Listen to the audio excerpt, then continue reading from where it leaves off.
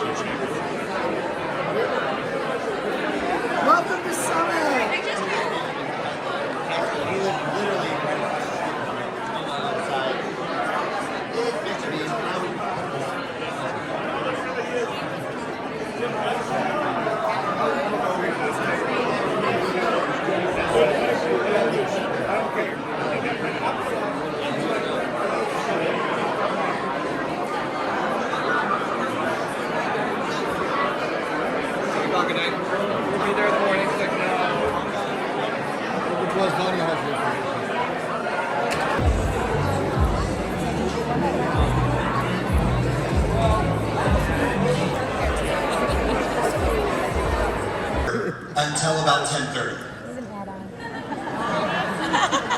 And the only other experience I've ever had is speaking in Italy.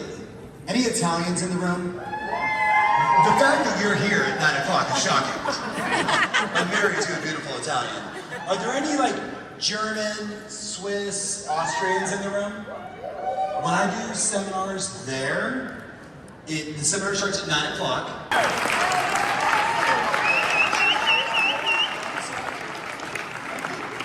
Love you. All right, hey, so we got him for like 15 minutes.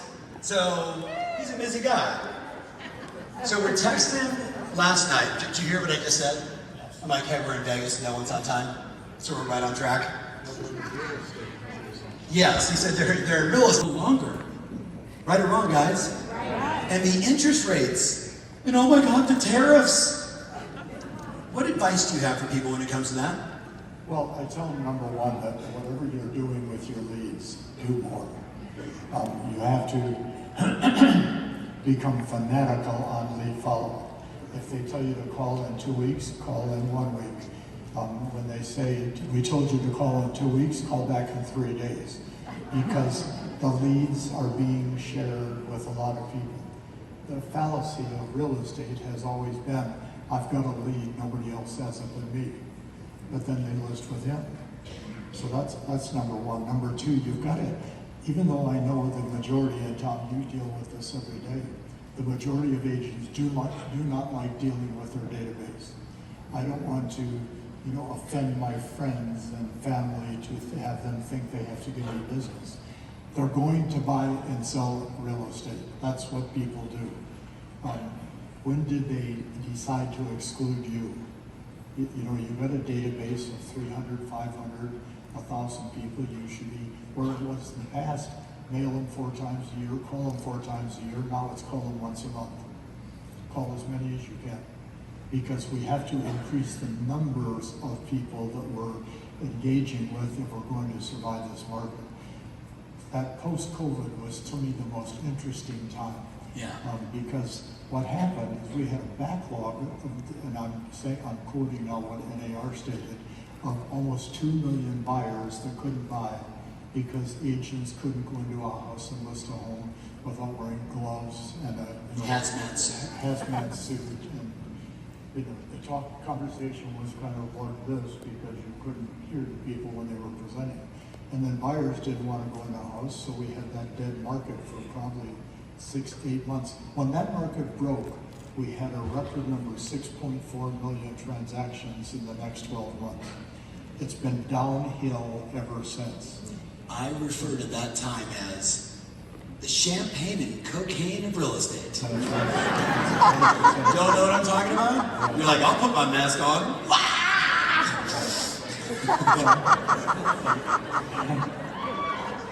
Some of you took that a little too seriously. I'm kidding.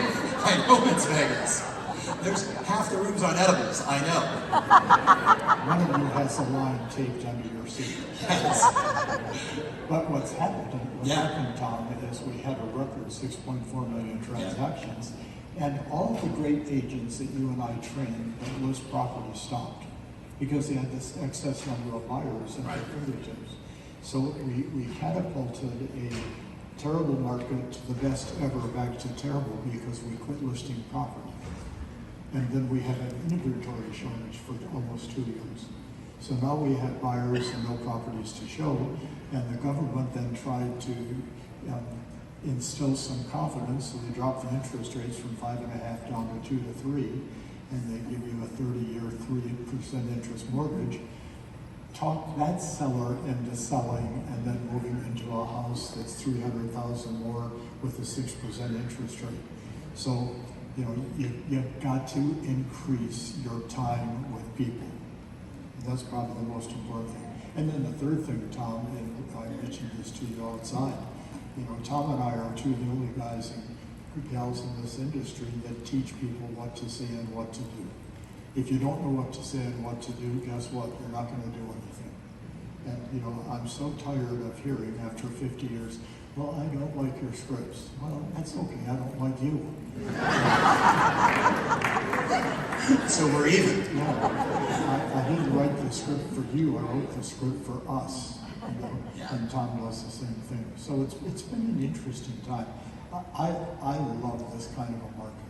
I do too. Because the best people show up. So,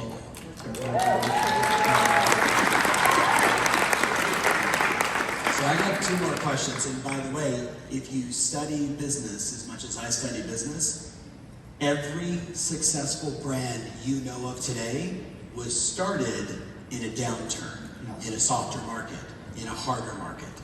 Like that, the whole phoenix from the ashes, that's the opportunity. Now, how many of you are 10, 15, 20 years or more? Raise your hands really high.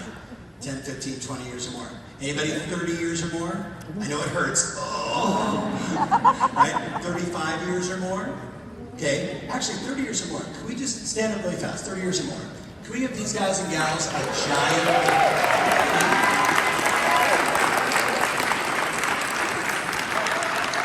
So you will all appreciate this more than others. You're about to be 80. In a couple of weeks. There's so many things that I have respected, admired, emulated you from. One is work ethic, but the other one is energy. yes. Right? Like, whether you're on the golf course or you're last night going to see Tom Jones. Hey, I'm walking with Tom Jones. I'm like, all right, cool. There's a lot of people in this business that don't understand that energy is also attractive. That no one wants to, hi, I want to spend the next 4 days with you showing houses. Like, how does one, like, do you fake it till you make it? Do you create a new persona? How do they get that energy? And then what's your advice around work ethic? Well, first of all, this is, and I'm going to say something that somebody will be offended, shocking. You're 80, who cares? If the industry would ever tell people the truth before they got their license, we would have half as many people in real estate doing twice as much business. Because the standard line from brokers is too often still, oh, you have a wonderful personality, you have a great smile, you'll be great. and they don't know the person from Adam. Right. So, you know, we're in an industry where energy, enthusiasm, mindset, skills, etc. makes all the difference in the world. And, you know, last night we went and saw. Every one of us needs more of it, yes or no? Yes. Right? The next time someone says, how's your real estate market? And they want, are you okay? Like, we need to respond in an, not lying, but in an, like, I hate this answer. How's the market? Great. You're full of shit. Really, I'm a VA buyer with very little money. Is this a great market for me? No. I don't think so. Right? I'm a luxury seller who just finished a project that I started building in 2021, and now I need to sell it. Am I a happy seller, yes or no? It's a complicated market. That's right. All right, you know you and I could do this all day long. Say it again. You and I could do this all day long. I've got nothing planned. When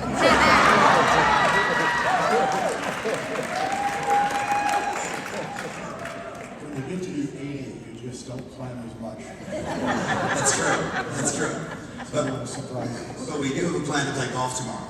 Yes. Yes. That's That's automatic. Dinner tonight, golf tomorrow. And by the way, guys, just for fun, in the very back of the room, the known as the real Mike Ferry, my son, named after my dad, joined the company about 2 weeks ago. Give him a big round of applause.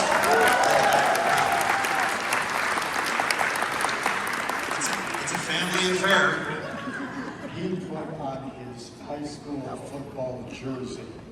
They would put the last name on the back of it. Every single person inside this room had 25 transactions to their business. That's a big number, yes or no?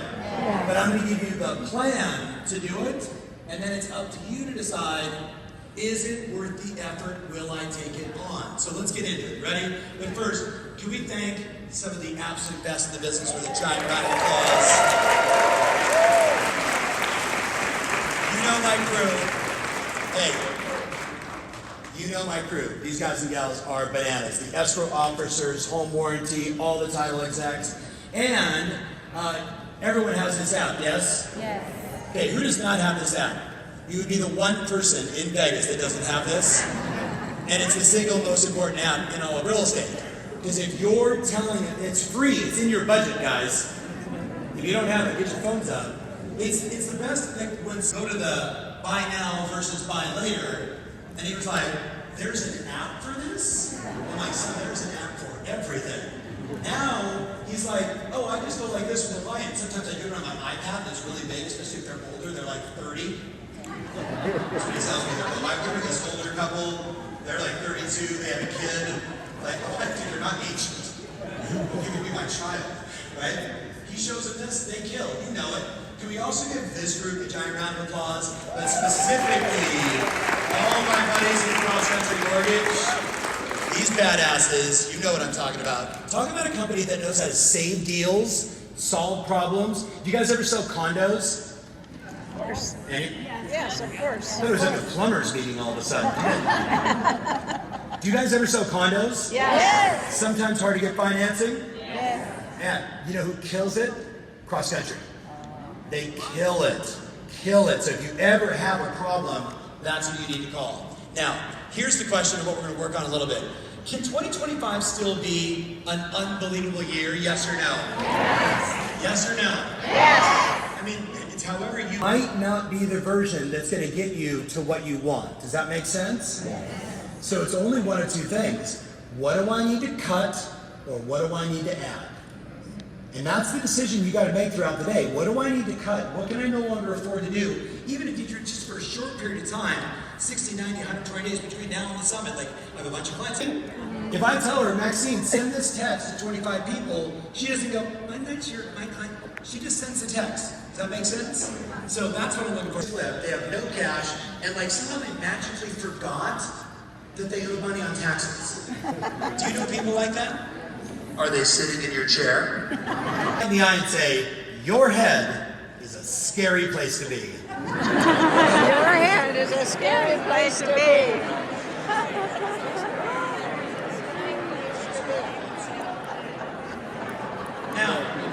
Now, that is They're worth the effort. They're worth the effort.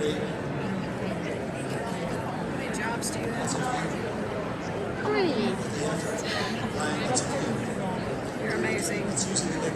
Well, thank you. I'm thinking doing this full time. As I'm thinking of doing this real estate full time. Two. Okay. Oh, thank you. All right, so count Make more money. You don't have a personal one. The number one answer I hear is Yep. You got it. will it be worth the effort? Yes. We are guys, we are so conditioned to go like this. I'm hungry, food's delivered. I'm bored, entertain me. I need a car, boom, it's here in 2 seconds. Oh, I haven't gambled in a while. I can gamble on my phone. It's so instantaneous, the world we live in, that if you don't get instant success and instant rewards, screw it, I'll do something else. Ladies, how long did it take for you to have that baby?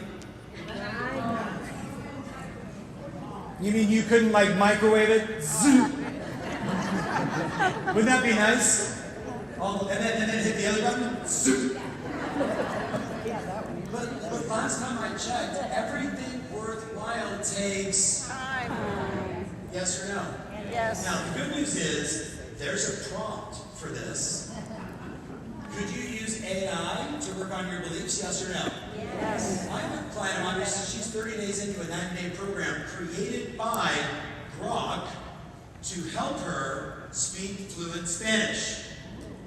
So if she can do exercises every day in a program on one little thing that she created inside of an AI tool to learn Spanish, do you think we might be able to also use it to change some of our beliefs? What do you guys think? So let's take a look at the prompt. You might want to take a photo of this. Actually, no, because clearly you guys are like, no, I'm good. I have no mental issues. Are you sure? You guys ready? Okay, there it is. All right. Just kidding. Act like a highly knowledgeable and empathetic coach, someone like Tom Ferry. Specifically for real estate professionals, your goal is to be world class at identifying limiting beliefs and installing empowering beliefs to help me achieve my goals. I'm telling you, this is what I want to accomplish. First, ask me a series of questions, one at a time, about my beliefs around success, hard work, taking risks, my self-worth, determination, and any other important questions that will assist you in understanding my current beliefs. And then analyze the responses to identify the limiting beliefs and share with me how these beliefs hinder my growth and what's that word? Then propose 3 to 5 specific empowering new beliefs to replace the old ones with. Share actions I can take, exercises I can do, and what does that say? Because nobody wants it the hard way, unless you're doing this. Come on, right? I like to play dice. Easy steps to begin installing those new beliefs. And lastly, share a few role models, people alive or dead, who I can emulate as they embody those beliefs. And guess what happens? Now, I've been refining that for like 30 days. Because guess what? Look up here. We work with some of the most successful real estate professionals in 29 countries around the world. Look up here. And everyone that I know that is successful is also slightly batshit crazy. Corey, you know what I'm talking about. Like, don't give me the one that's like this, like, yeah, I got this, no problem. Like, they may be saying that on the outside, on the inside, I'm like, that's my perfect client. Okay, ladies, by the way, if you've raised a husband or two and a couple kids, you're my perfect client. You with me? If you're a former nurse, school teacher, fire department, former military, I love you. You're my perfect client. If your life was really easy and everything was perfect, you're gonna suck at real estate. It just is what it is, right? So, by the way, hit either one of those. I'll explain it later. That's Google. That's Apple. I'll explain it later, but just get it and save it on your phone. Don't open up the app. Just hit the thing and then we'll keep going. Just so it's on your phone and you can save it in your browser. So the first thing I'm going to say to you, if you're paying attention, is I want you to have more money in the bank. Money gives you options, yes or no? Yes. It's very powerful to have options. You can say yes and no when you have options versus just no and then have guilt and remorse. I don't want that. You don't deserve that. That's my opinion. The second thing I know is your head's a scary place to be. Let's identify the limiting belief. Let's do something about it. Let's get an action on it. And then I'd say to you, if I was your coach and you wanted more, I'd go right to this. How do we double the number of appointments you guys go on? Look up here. Any baseball fans? And there's not many left in the United States. I don't know who actually knows a baseball game. But you guys are about to have a new stadium, yes or no? Yes. That's actually pretty badass. But did anybody notice that they made it smaller? Like less people? Right? There's a reason why. The number needs to be higher. Anyway, you got it up. Now, if I can get them to respond to you, email back to you, call you, will you answer the phone? Yes. Okay, because we can do that.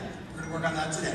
Now, take a look at this. I asked one of my personal clients appointments all day long because it's the most profitable thing that he can do with his average sales price, which you guys can see is $44,000 to $2.1 million. This is called Crack Shack to Nice House. And here's what he says. I don't care because every closing is a good closing, and the person that I help sell an $80,000 house might own 100 of them. You guys with me? He just believes fundamentally the consumer just deserves the best, and he prides himself being that. So he listed 232 with 37 that he was following up on, and then we basically looked and said, okay, well, what are those things? So take a look at these, and then just identify the one that you're, now watch, look up here. It's going to require a different version of you, yes or no? Yes. So some of the things you go, oh, I do that a little bit, but maybe you got to do it like not a little bit. You got to do it a lot of it. And I'm not telling you to get 3 or 84 listing appointments. I'd like to see you get, I don't know, 38 or 84. You with me on this? Because I know, like I can tell, like you're saucy, right? You got good energy, right? Like, and you also speak sign language, as I do too. So baby, like you're gonna kill it, but only if you get more at-bats. So very quickly, take a look at the list, and you tell me on this list, what do you need to add? What do you need to add? Remember, we're gonna add or we're gonna cut. The number one thing I will tell you he did is he removed the distractions. He removed the distractions. He owns the building. He then rents it out to the RE/MAX owner, happens to be his dad, very convenient. And he said for a while, like Debbie Holloway, he worked in the broom closet. That's where he made his phone calls. Because Tommy, have you met talk to him? Not a very social guy, right? Hi. That's Tom Toole in an orgasmic state. I don't know that from experience, in case you guys are wondering. That was why Bridget, she told me. Okay. Meaning, he doesn't have a lot of personality. He said, but when you're successful, people still walk up and you're on a team, be like, hey man, what do you think? Got a minute? No, but I have 3 hours and you want to drink and complain, go ahead. He knew that he needed to remove distractions. He knew he needed the time block, so it's in his schedule every day, 9 to 11, 4 to 6, every day. He also knows that Saturdays and Sundays, he says to his lovely wife Bridget and his 3 kids, Daddy's got to go to the office and make $100,000 bucks. I'll see you guys in 2 hours. And Saturday and Sunday in the morning, he goes in, makes calls, books a ton of appointments, and then he goes to his beach house and he hangs out with his family when the weather's nice. Does that make sense? It's all about time blocking, yes or no? Now, I don't know what matters for you. Is it, don't say to people, what do you think? Instead, have 6 or 7 creative ways that you say, I can appreciate that. But did any of you follow me on Instagram? Yes. Hi, I'm Tom. I'm on Instagram. MySpace. Did I need to start over and introduce myself? I'm Tom. I've been doing this for a while. Blah, blah, blah. If you follow me on Instagram, you would have seen about, I guess it would probably be, 3 or 4 months ago, I went to Hoboken, New Jersey with my son, because he was like, I need my phone call, my heart, and I was like this, bitch, I got this. Man, right? And I'm like on the phone, like my wife is filming this, laughing her ass off, and I'm calling out of the pond with cold leads and scheduling listing appointments, and this one guy that we caught on film, like we're very mindful that, we had to bleep out his voice, but he's like, I would like to sell the property, but I just don't know. And I'm like, well, the fact that you said you want to sell the property and the fact that we're going to be in your area literally in 2 hours means that we should get together, shouldn't we? Yeah, absolutely. And he was like, I know, but I don't want to put the home on the market right away. And I said, I don't want to list it right away. But what I would love to do is at least take a minute, preview the house, let them know what we think. We can start to talk about price, and then you decide when you want to put it on the market with me. You decide with me. And he was like, but the back unit has a tenant in it. I said, well then why don't we look at the front unit, and then when the tenant is out, then we can take a, like, I wasn't giving up. You guys with me on this? Absolutely. My son and his buddy Max were like this. And I'm doing this. Hit the mute button. See guys, this is what you gotta do. Okay, anyway, like I was saying, see how look what he's saying right now. This is chicken shit. Let's go. Bang!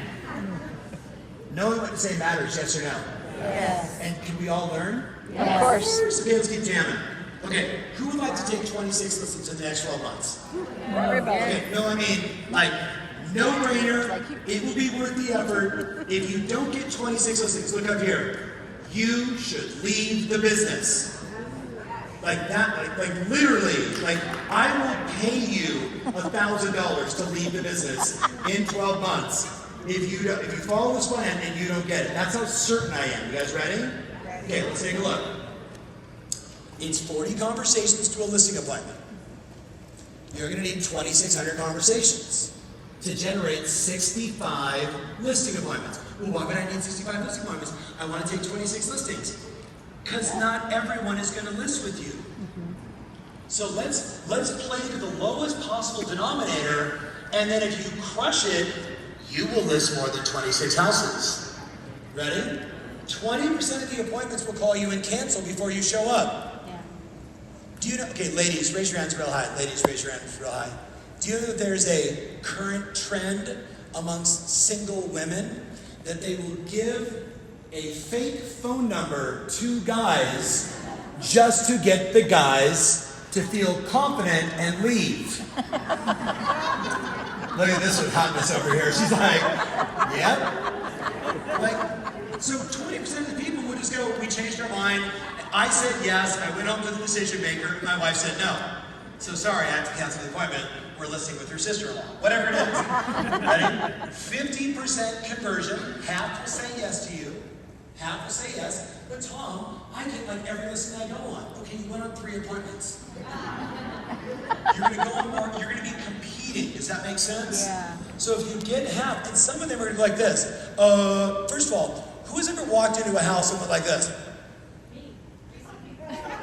And then you realize when you pre-qualify, you should ask questions like, hey, I'm curious, do any of your animals smoke? It's such a great question. And they're like, no, but we do. Is that going to be an impact, yes or no? Yes. Well, like, there's questions you can ask to discover it. Anyway, let's keep jamming, ready? You should have a 90% sell rate. So 90% of the listings you sell, right? That's not all, right? 90%. So you're going to need 65 listing appointments. You're going to go on 52. You're going to convert 50. That's right, 50%. That's 26 listings taken. You'll have 23 listings sold, 2,600 conversations over 12 months, 20 days a month, 12 conversations a day. I would talk to 6 past clients, and I would talk to 6 new people every day, and you're going to get there. Your goals will require a different version of you. Someone say to me, that sounds hard. I agree. You know what's really hard? Not having any money. That's hard. I hated not having money. How about you guys? Yeah. Like, I don't ever want to go there again, ever, right? Save. You know, I'm not saying I'm cheap, but I just save a lot. Does that make sense? Rainy day, who cares day, and now I'm old, I'm 54. Now it's, have fun. Yeah, 39? You're looking good. So, turn to your buddy, look her right in the eye and say, I got $50 that you can't do that. I got $50 that says you can't do that. $50 you can't do that.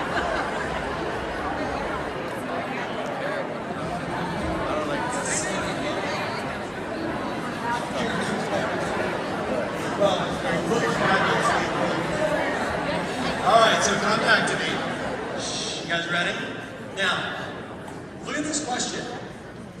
What have I actually sacrificed in the last 3 months that proves that I'm serious about my goals? What have you actually sacrificed? What have you actually sacrificed? You're going to have to sacrifice something, yes or no? Yes. Right? Well, I like playing pickleball every Tuesday, Wednesday, Thursday, Friday, Saturday. And I did get one transaction from it. It's my new prospecting. No, you just like drinking at 10 a.m. I understand. What have you actually sacrificed? So this is, did anybody watch the show Buying Beverly Hills? Right, so Ben, longtime client, longtime friend, good golfer, buddy of mine, longtime client. So this is Ben, by the way, calling on, that was New Year's morning. Wow. New Year's morning. He's like literally rolls over, kisses his girlfriend and says, I'm gonna go make $800,000. See you in a bit. You know what he did on New Year's morning? When there was $430 million in commission income available, the single highest number of expired listings in the country that day, and that guy's in Beverly Hills. Their average sales price is, $6 million for a no bedroom, no bath. And the guy's sending me texts, because I wake up early on New Year's Day to start the day, and he's like texting me like, dude, I'm on the phone and I'm killing. So his deal is 6 past clients for every day, 6 new conversations every day, 4 link follow-up conversations, shoot 2 videos, keep your brand in the marketplace. Could you do it, yes or no? Yes. Could you do it? So some of us? Yeah. How many of you have children? Do you want them to be super proud of you? Do this? Do you want them to be like, come to you all the time, like, Mom, can you? Dad, can you? And you're like, no, we can't. Because I don't do these things. I had a buddy of mine say to me recently, I'm going through like this complicated negotiation, and of course, I want to pay this, they want this. You guys ever been there before? And I said to my buddy, I could overpay for this, but I know it's going to kill me. And he said, Tom, it just comes down to this, real simple. How much excitement do you want in your life? And I was like, yeah, I'm not buying that business. I don't need that much excitement. Like, knowledge equals confidence, ignorance equals fear, you know what to say, you make the phone calls. So, to your database, everyone say this out loud on 3. Ready? 1, 2, 3. I know you are not expecting my car. That's a nice way to start the call, right or wrong? Right. Do you want to know why? Because they're not. And they're your friends, they're inside your database. Hey, Sarah, I know you're not expecting my call. And they're like, yeah. So Sarah, I know you're not expecting my call. With so much noise in the markets, with tariffs and home prices, I just wanted to reach out to you as one of my besties to see if you have any questions about the market, home values, prices in your neighborhood. Any questions? No, I think we're good. Because they weren't expecting your call. Yeah. But they were on Zillow when you did it. Then I'm like, hey, would you like an equity update?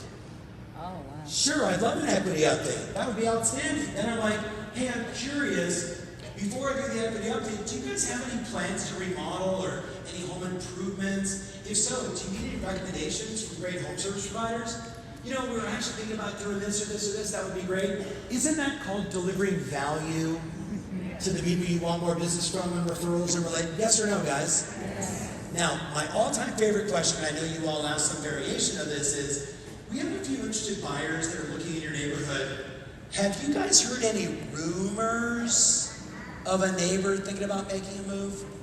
Have you guys heard any rumors? Oh, it's so good. Because they're like, oh, don't tell them I said so. But Phyllis and Bob, yeah, Bob's been sleeping with his assistant, and Phyllis just found out. So she's not moving, but Bob's gonna need a place. Isn't that a great line? And by the way, do you say it like this? We have a few interested buyers in your neighborhood. Pause. Have you heard any rumors? Or is it like, hey, have you heard like any rumors? Like people in the neighborhood that like you get a little more dramatic. You guys with me on this? Yeah. And then you shut up and they go, no. Now, my old next door neighbor in Newport Beach, happened to be Bob, commercial real estate broker for like 55 years, retired. He would sit out like this every day, and he'd like spray down with like a terrace living, front load house, right? He's spraying down whatever the thing. It's just something he did every day because he was just bored out of his mind. And every time I'd see him, I'd like, hey Bob, good morning, what's going on? And he's like, Tommy, You know these guys are moving? They're having an affair. She's single. Like, he knew everybody in my neighborhood. You guys with me? I finally called my personal client, Tim Smith, at Newport Beach. I'm like, Tim, I'm going to introduce you to Bob. He's good for 3 deals a year, minimum. Wow. You know people like that. But if you don't know what to say, you don't ask. And then could you follow up with something as simple as this? Hey, would it be okay if I just checked in periodically to see if you've heard any rumors of potential opportunities in your neighborhood? And by the way, do you think that sometimes they might say, I haven't heard any rumors, but we've been thinking about it? You have? Could you do it, yes or no? Yes or no? Now notice, this call doesn't start with, hi, how have you been? What's new? I've got 35 minutes. Go ahead and talk to me.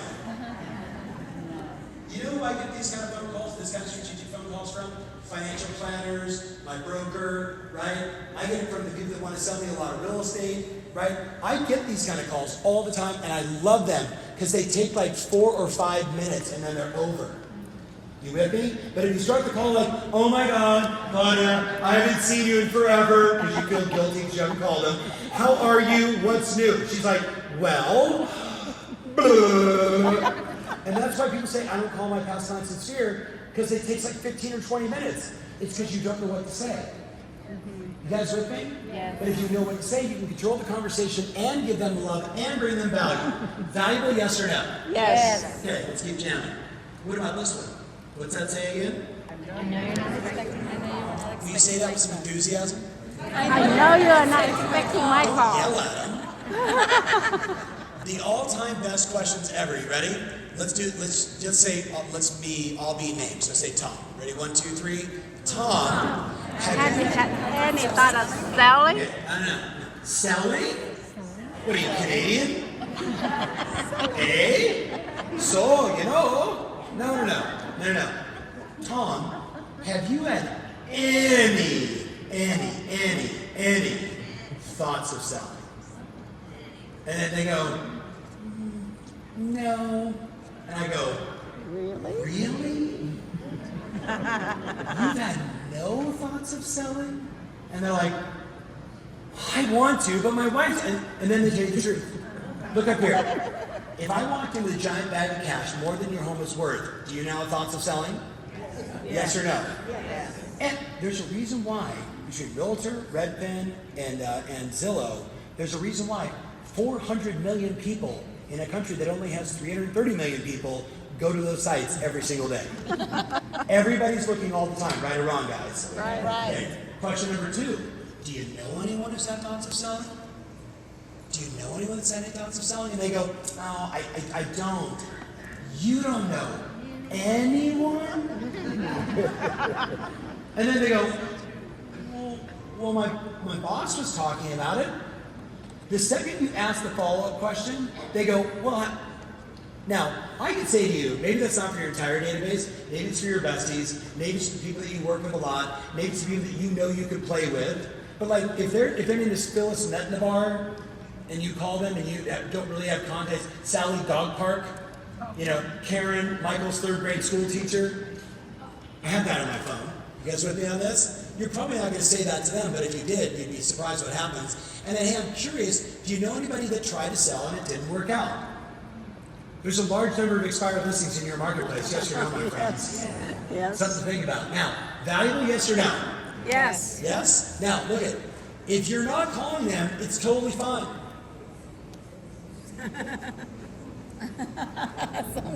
Do you see it?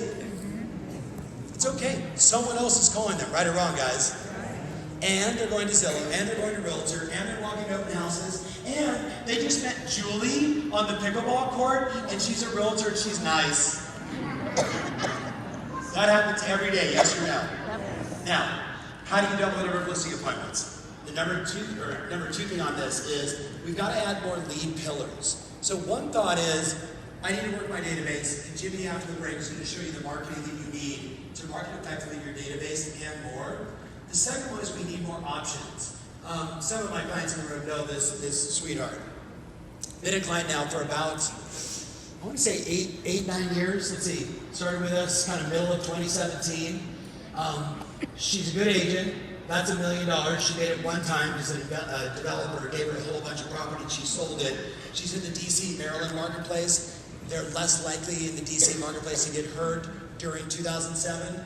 But she had a little jump, and then she went right back to kind of making what she's always made, selling real estate forever, making, 300, 250, whatever. Meets that guy Tom Toole, by the way, the gentleman I mentioned, at an event. I wasn't even there. And literally, he said, you know what I did? I worked on my database, and I made a couple $100,000, and I realized I needed more at-bats, so I added another lead pillar. And that got my business to grow. Then I added another lead pillar, and I got my business to grow. Is everybody with me on lead pillar? Like another source of business beyond your database? Carolyn, by the way, you know this, I'm like, just get Montana ready. So, 2 out of 3 is not bad. He is not 10.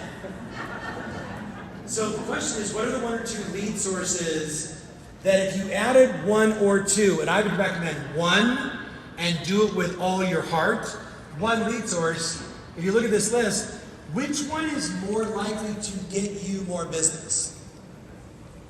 And what I know to be true is, as much as we can work our past clients and our centers of influence, when you look at the people that have really big jumps in their performance, it's like they just added another source. Carolyn added expired listings. And if you listen to the podcast, I think she sold 68 that year, which means she probably listed like 100. And she didn't call them and go, I'm sure you figured out that your home came up on our computer as an expired listing, and I was going to see, which my brother Matthew and I wrote in 1991 for my dad while that's like, finish this script. We got high and wrote scripts. Here you go. And then everybody started using it. We were like, holy shit. That's the truth, in case you're wondering. Now, I'm not saying that you should go after expired listings, but Jimmy Mackin's going to give you access to 7 letters, that if you mail the letters, they will call you. Carolyn said, what is the feeling that an expired listing has? They're embarrassed, they're frustrated. What if I just called them and just was like an empathetic to their situation? That I didn't call and say, I'm number 1. You with me? And she figured it out after about 90 days, and then she was like, oh, I don't know. Bing, bing, bing, bing. Metaphorically, fishing in a barrel. She's like, it became so easy because I was different. I actually care. I'm so sorry about what happened. But yesterday, if you guys were on the market, would you guys have accepted an offer if it was full price or above ask? And if so, where are you guys going? She's had conversations with him, and then followed up like crazy, and then boom, it grows like crazy. And all she did, my friends, is just continue to add pillars where a lot of people with us, they become wildly successful with their database, and then they cap out at like 300, 400, 600, 800, a million, when 2 or 3 or 5 million is available. Does that make sense? No judgment, just acknowledging what it is. So on that list, anything attracted you, yes or no? Okay, here's my favorite one. It's highlighted. 6%, the silver tsunami is what they call it. 6%.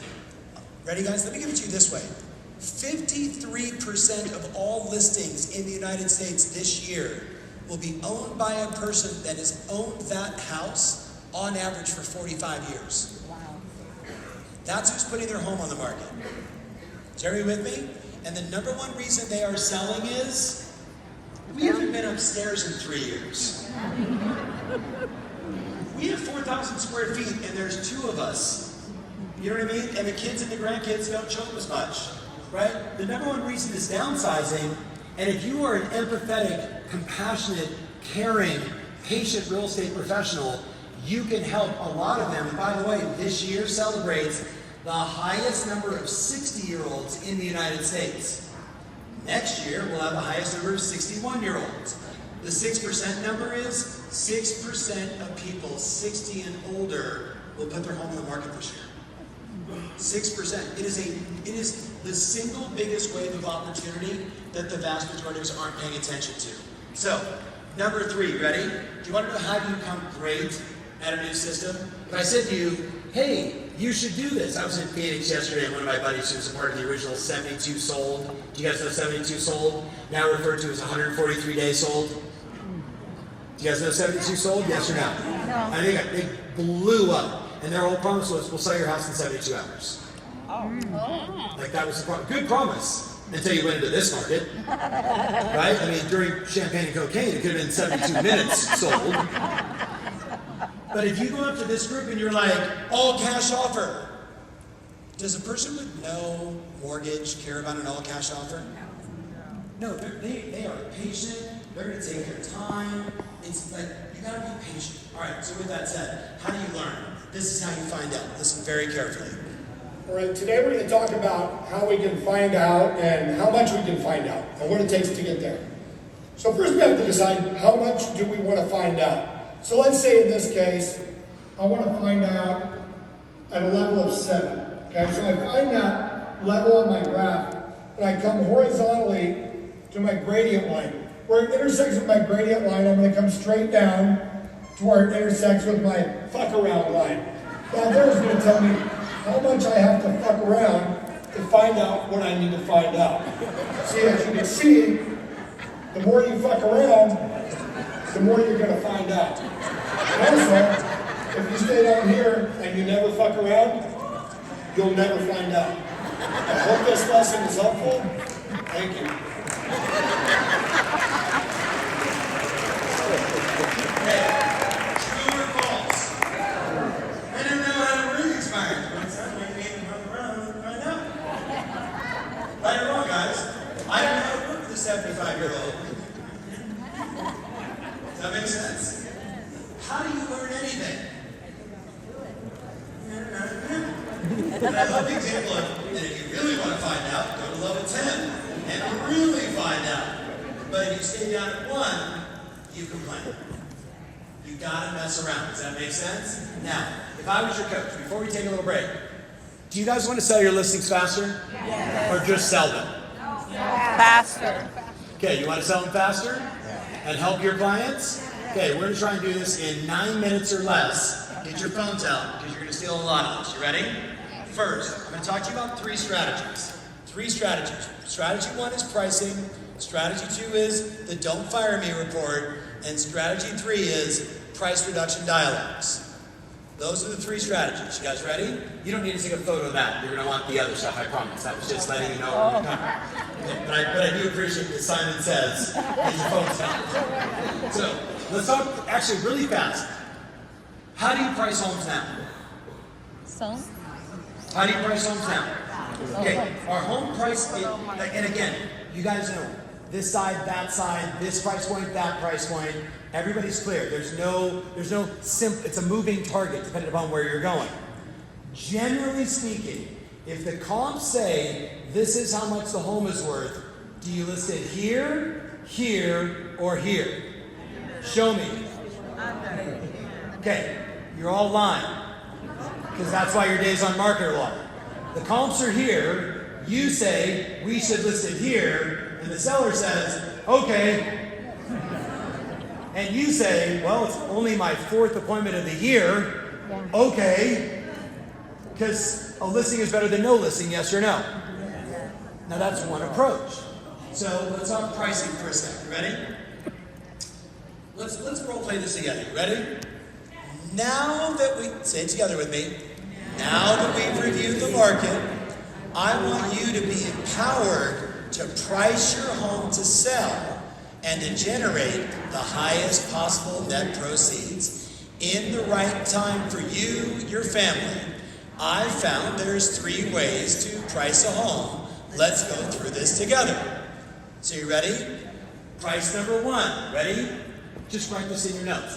There's no click. You with me? It's just 1, 2, 3. That's all it says. Ready? Number 1. Ready? You look them right in the eye and say, you overprice it. Is everybody with me on this? Yeah. Now some of you are sophisticated enough to go like this. You overprice it. Subtle, just you overprice it.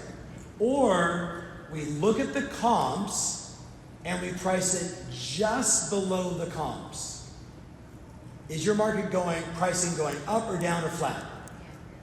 Which one? Okay, so then we're gonna price it just below the comps. That's number 2. Would you like to sell above the comps? Mr. and Mrs. Summer, would you guys like to sell above the comps? Yeah. Then we price it like 5% below the comps. And then what I do is I unveil the property. I release, you give me 48 hours to market the property like crazy. I'll market it to all the agents I know, all the buyers we know. It'll be on Redfin, Zillow, Realtor. It will be everywhere. Full video, photos, and we will do a monster open house on Sunday. We'll launch the listing on Friday. Massive marketing, huge broker preview and open house. And every person on the planet is going to perceive it as a deal. And then guess what happens? We create a bidding war.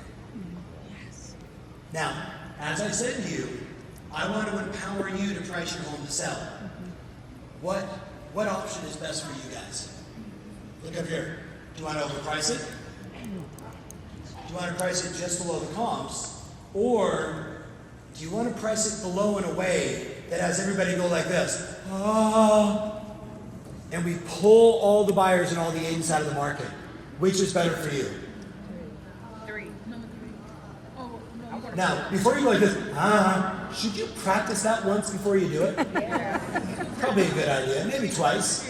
My client Josh Rubin, who I mentioned, is the original no personality power broker in New York City.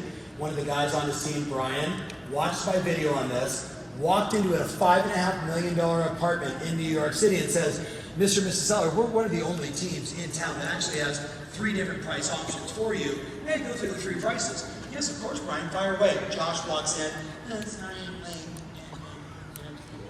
What do you guys know? Well, we're going into pricing, Josh. Josh goes, as he's about to open his mouth, Brian just kind of taps it like this and says, well, what we can do is we can do what a lot of people do. We can overprice the property, and then what happens is, when you overprice it, you're doing it because you're afraid that they're going to come in low. I understand why, but what happens is you're now out of the purview of the vast majority of buyers, and everyone says, boy, if you like this one at that price, you're going to love this one down here at a better price. And then all of a sudden we find ourselves 180 days with carrying cost, expenses, drama, you'll want to fire me, and in 240 days when it finally sells, we're actually lower than the price that I would have recommended tonight. Is everybody with me on this? And Josh Rubin's looking at the guy like this. Where the hell is this shit coming from? And then he said, or we can price it right at the comps, because in New York City, if you do it right at the comps, like that's okay. He said, or we could put the chum, what is it called, chum in the water, the way he said it, and we can bring everybody into this deal. We can put it 5-6% below the comps. Everybody knows this building. Everybody knows this. And they're going to be like, wait a minute, perception of deal, and we can get 5 or 6 offers, we can create a bidding war. What do you guys want to do? They were like, finance guy from New York City. Let's go with number 3. On a $5.5 million property. Could you do it on a 550? What do you guys think? Yes. All right. Now that's one. You could say, I don't like that. You got anything else? All right, how about this one? Let's say it out loud together. Ready, guys? I could line up 1,000 agents outside your door. Every good agent looks at the same comps, the same data, the same pricing. So if another agent tells you a price that's way above what buyers are actually paying for homes like yours, honestly, you should ask yourself, why are they doing that? Are they even looking at the data? You know what that's called? A doubt drop. You just put a significant pin of doubt drop into their hands. Now that's just pricing, right? Let's go to the next one. Strategy number 2. Did you get a photo? I'll wait. Deidre's got to go to the restroom. You were reading. Okay, how about this? How about I'll take care of it later? All right. Okay, say it out loud. Do you all have a don't fire me report? You don't call it that when you send it to the clients, in case you're wondering. That's internal code between us. Send the report so you don't get fired. Okay, the don't fire me report is basically made up of all of that. It's showing activity and feedback, it's open house activity, it's the stats in the market, it's any specific highlights that are working or not working, it's the marketing efforts, and ultimately it's your recommendation. And in this case, it literally can be sent to them in the form of an email. You might want to take a photo of that. I'm not going to read it to you. Tell me when I can go to the next one. You guys ready? Right? Sorry, the click was freaking out there. This is the Don't Fire Me report with a little hint of how about we reduce the price. So are you with me on this? Here's all the marketing activity. Here's what's going on. Buyers looking to move to Fort Lauderdale with a budget of $5 to $10 million. That's my client here, Lourdes. Have 28 options. Click here to see the options. Click here to see what your property is compared against. And then they go, well, ours is better than that one. Not as nice as that one. And then they realize, oh, okay. Like, you're not selling them on a price reduction. Look up here. But that's where we have to be honest with them and say, here's what's going on. Now, price reduction dialogue. You guys ready? Let me know if you're going to use any of this stuff. Yeah. Okay, price reduction. So, first, inside of that price reduction email, I might want to send them the email first. Here's what's happened in the last 30, 60, 90 days. Here's all the activities. You don't put yourself in a position where they can say, but you haven't done enough. Hey, we had 32 people at the open house over the course of 3 open houses. We had 6 showings immediately. We had 1 second showing, and then they ghosted us and went dark. You guys with me on this? Then we could say, let's review the market in the last 30, 60. There's been X number of homes like yours sold. There's been Y listings that we're already competing against, including 7 new listings. So we're now competing against 28 other properties, and homes like yours have gone on the market and didn't sell 18. What do you mean? There's been 18 contracts that have expired. They tried to sell and it didn't sell. Why didn't it sell? I'm guessing it wasn't because the price was too low. Can you be funny and a little bit cynical with some people, yes or no? Yes. Some people go, what? And then you know not to say that to those kind of people. Ready? The current days on market for homes like yours is X days. Now that's the average. So what do we know? In the last 3 days, we've had blank open houses, we've had Y people through, we've had X people look at your home on Zillow and Realtor and everything else, and this resulted in no showings and no offers. It's resulted in no showings and no offers. Well, the market's spoken based on the agent's feedback, the market's feedback, and most importantly, how the buyers are reacting. I'm going to recommend that we amend the price.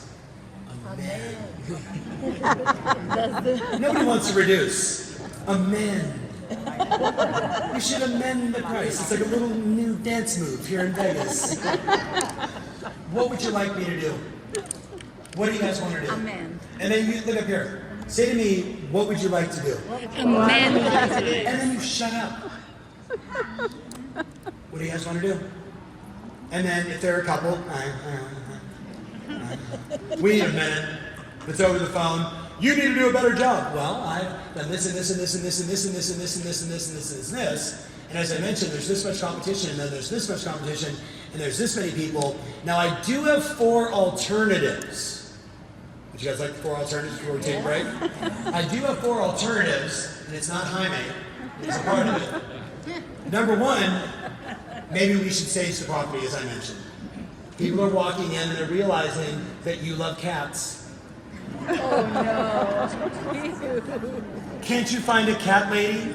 Do you guys know the truth behind cat lady? That there's actually something in cats that affects women?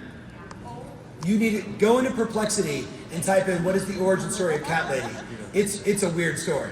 And you know, because once they have it, they get like 355 cats. I'm dead serious. It's the science behind it is absolutely crazy. This is what I tell my wife, so we don't have a cat. All right. Wait. After we get what? Just go to Perplexity. No, it's not a menopause thing. Ready? Alternatives, we should stage it. Number 2, the feedback is, the backyard is, the this is, that wall here, maybe we need to take it off the market, and we need to freshen it up a bit, like, the popcorn ceilings aren't jamming for people, right? Like, we need to improve it. Number 3, we could do the reverse offer strategy, or number 4, we could auction the property. Like, I'm trying to give him every possible option to go, I don't want to do any of that stuff, why don't we just reduce the price? Is everybody with me on this? I don't want to auction it. What if it goes for really low? Yeah, that would suck. So should I cross that one off? So watch this video real fast and we'll take a little break. That's Jaime, one of our clients down in Houston. Watch this. Oh, take it off the market. Hey Tom, I wanted to share this with you. I got this from my mastermind group. We still meet one Thursday every month, so this was actually yesterday's idea. I was telling them that I'm having a lot of issues with tons of listings, but they're not moving. They're getting showings, but no offers. So Scott and Ginger, they recommended to me to do a reverse offer to agents who had maybe showed the property or have clients in reverse prospect that showed interest, have liked the property, but have not made an offer. So I convinced the client to adjust the price, but before we adjusted the price on the market, we went one by one to every agent and we said, I'd like to make you an offer on my property. We will accept these terms. Please present it to your client. You have 24 hours to respond. And guess what? It worked. It absolutely worked. This morning, we got a full price offer based on a reverse offer for one of our properties that for 4 months has sat there with no interest. So I'm telling you, the funniest thing is the girl on my team said, oh shit, coaching really works. So thanks again, Tom. Now, you just went pricing, don't fire me, and get pricing methods. Before we take a break, tell your buddy, up to 3, what are you going to use, what are you going to steal, what are you going to add? Tell your buddy real quick. What are you going to do? What are you going to do?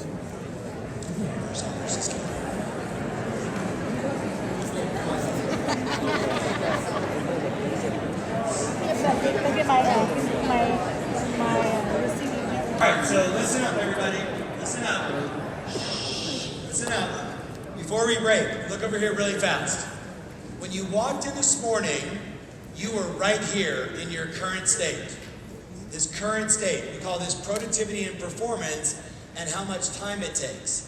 If you look at this productivity and performance, you're here, you want to get better, yes or no? Yes. You'll like some of my stuff, you won't like some of the stuff, you're going to love Jimmy Mackin and all the marketing. You're going to get all these ideas, but see, here's the thing. What everybody wants, they want to go from their current state to up here, yes or no? Ready? Hey, let's have a baby. Hey, we're pregnant. Does it happen like that? No. You are all right now standing on the cliff of, oh my God, where's Tom Ferry? I love that too. But you gotta make some decisions, and the most important decision is the acknowledgement that when you're doing something new, going to a new level of performance, you have to jump off the cliff and go, I'm now effing around and finding out. Oh no! But that's how you get there. And what you need to understand is, right or wrong, guys, well, this isn't worth the effort, remember? Not worth the effort, it's hard. Shut up, keep going. Keep going, does that make sense? Yes. All right, you have 10 minutes. 10 minutes, and then my buddy Jimmy Mackin's on for marketing, and you do not want to miss a second. 10 minutes, go.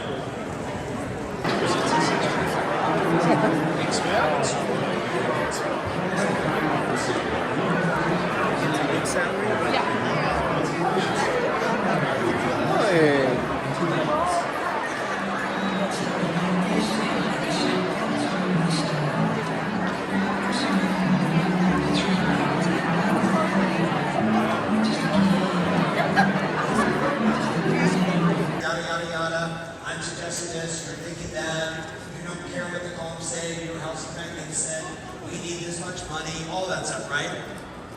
The question is, Julia, at what price are you no longer a seller? That's the question. At what price are you no longer a seller? And you need to say it as the authority, not as the subordinate, not as the, I really want your listing, the subordinate, not as the peer, eye to eye. You need to say it as the authority. Julia, I've been selling real estate in the Valley for a long time. I'm very honored to be here and be able to have this conversation with you. My job in a market like this is to be a truth teller. Truth tellers have existed for 1,000,000 years. People don't always like the truth teller, but usually a year later, sometimes 3 days later, they realize the truth is the truth is the truth. I need to understand, to help you, what is the price that you're no longer a seller at? What's the price you're no longer a seller at? And they're like, 500. Right, so now I've laddered them down. Does that make sense? Well, if we listen at that price, we listen slightly above, but you know what I mean? You know your tempo, your market, so I don't want to be stupid and say to you, this is how exactly. But I want to give you the strategy and the language, and then trust you go kick ass. Does that make sense? You got it. You got it, exactly. And if we split the difference from 550 to 525, that's better than listening at 580, 595, when you know it's going to actually sell for way less. So. Contrast that for a second. Let's contrast that to looking at Uber's ads. Uber's ads are tap a button, get a ride. Is anybody confused by this? Now, of course, listen, Uber's been around for 13, 14 years. We all understand it. But the question is, why do we all understand it? Because their messaging and their positioning and their marketing and the words that they use was consistent. You'll hear me say this over and over and over again, which is repetition creates results. Repetition in your behavior, your actions, and in your messaging. Now, I've been doing this for 15 years, helping agents attract new customers. I've ran the largest marketing agency in real estate. Recently, Tom and I launched a company called ListingLeads.com, the fastest growing membership site in real estate history. And I've learned two really important lessons that I'm going to share with you today. The first is, I should never wear glasses. I was at an event like this, and a woman came up to me, she goes, "Hey, you remind me of a celebrity." I was like, very flattered. She goes, "Oh yeah, you remind me of Rachel Maddow."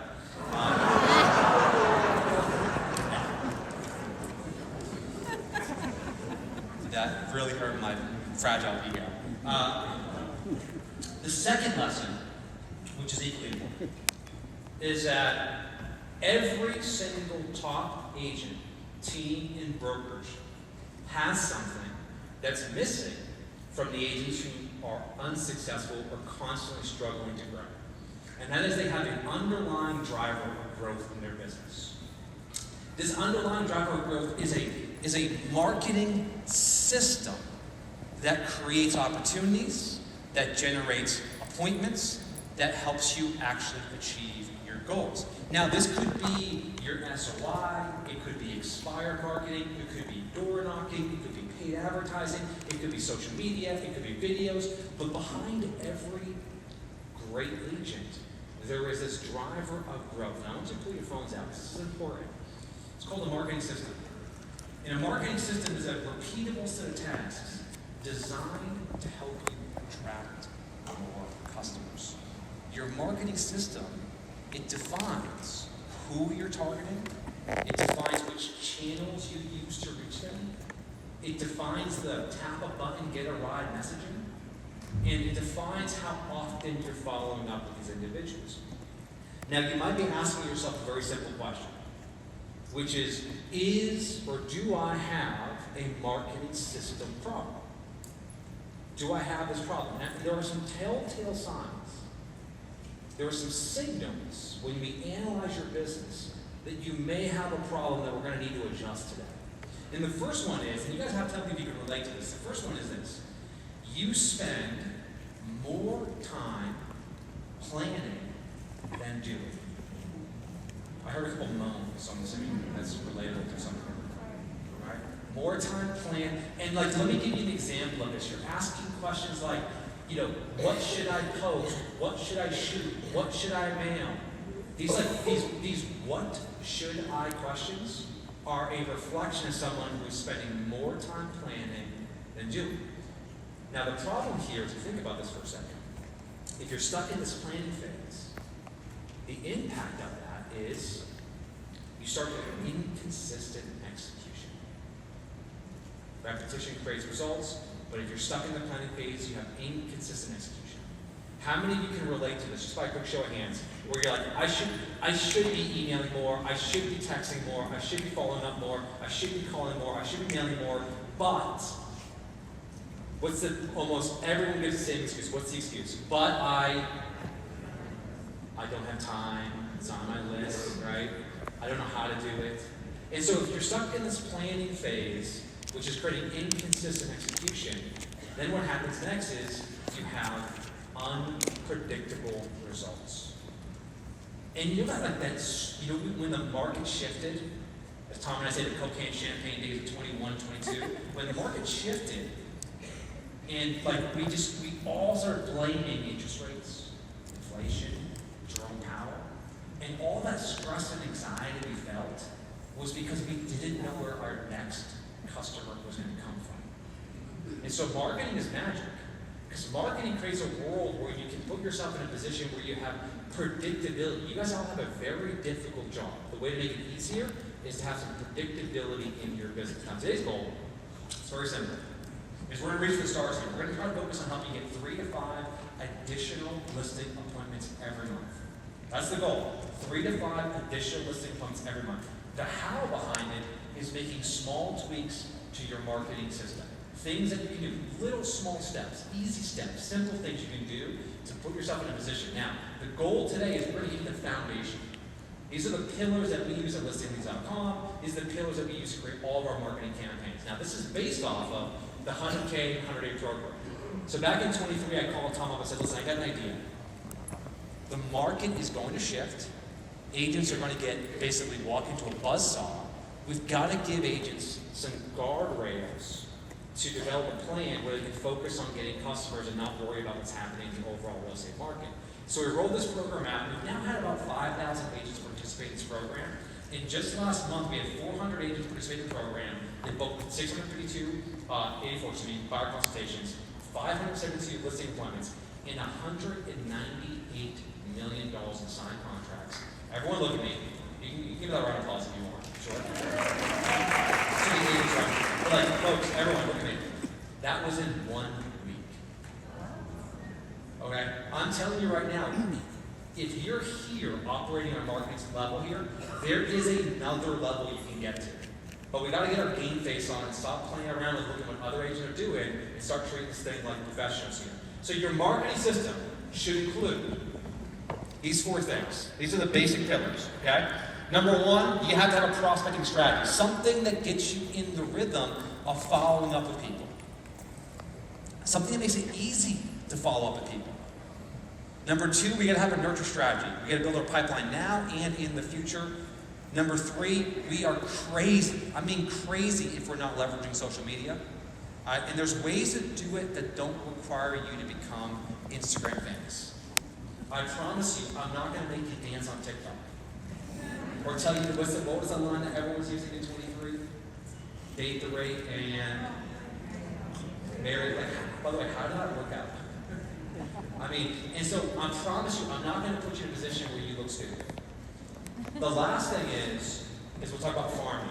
Simple things you can do to help build a farm, simple campaigns you can use to actually try people to get them to raise their hands. Okay, so let's start with prospecting. I want to get you some now business. Now, what are the worst words to use when you're prospecting? If you're reaching out to somebody who you've been following up for a while, what's the worst phrase that you see people use in sales? Just following up. I'm just following up. I'm just checking in. Right? I love to help. Right? Doesn't that reek of desperation? Doesn't when the first thing that comes out of your mouth or the first thing that you send someone is I'm just following up, it has this automatic response as consumers that this is a sales call. It's imagine for a moment, right? Imagine you walk into a store, after you go to the mall, walk in the store, you greeted by someone in the store, hey, how can I help you today? Your automatic response is, I'm just looking. I'm just looking. Like, no, you're not. You're here to buy something, but then ask a question in a way that forced you to respond in a way. And so the way in which we prospect, I'm going to teach you a technique that we use in listing leads. Very simple technique, which is we always look for a trigger. Okay? A trigger can be one of three things. It can be something that's happening, and I'll pull your phone out, take a photo of this. Something that's happening in the news. So in our minds, we're saying, like, what is the consumer? What is imagine for a second, what is our buyers, our sellers reading right now or listening to right now? What's happening in the news that I can commentate on? Number two is, what's happening in the Las Vegas market? Is inventory rising or falling? Is home prices going up or down? Is affordability becoming worse or better? What's happening in the real estate market? And lastly, the last trigger we look for is what's happening in our business. This idea of, we just had an open house, I just met with the seller, I just talked to a buyer, I just talked to one of my clients. What's happening in our business?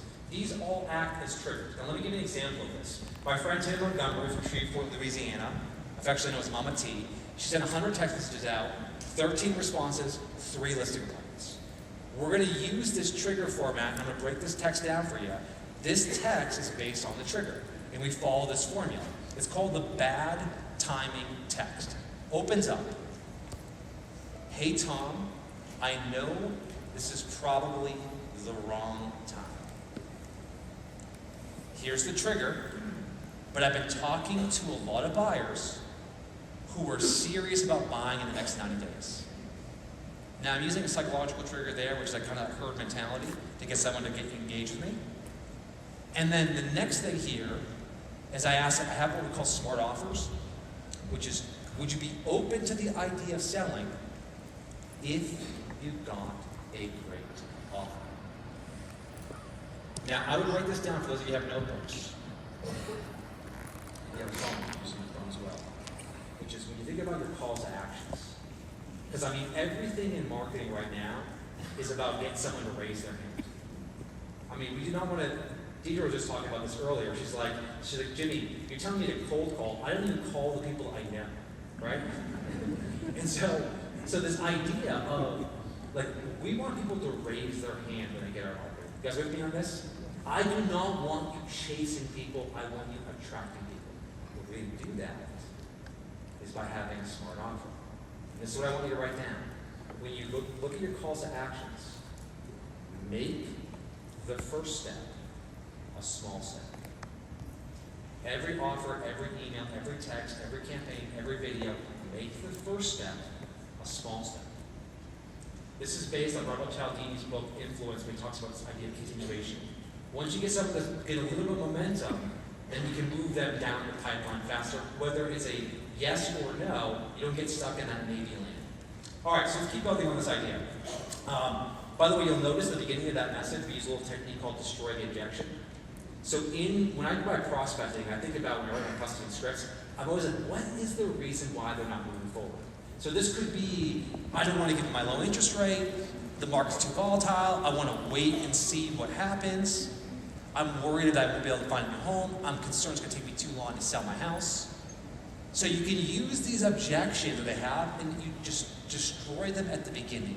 You address them up front, and then you provide a reason why you're reaching out, that's the trigger, and then you follow up with a really simple, smart offer.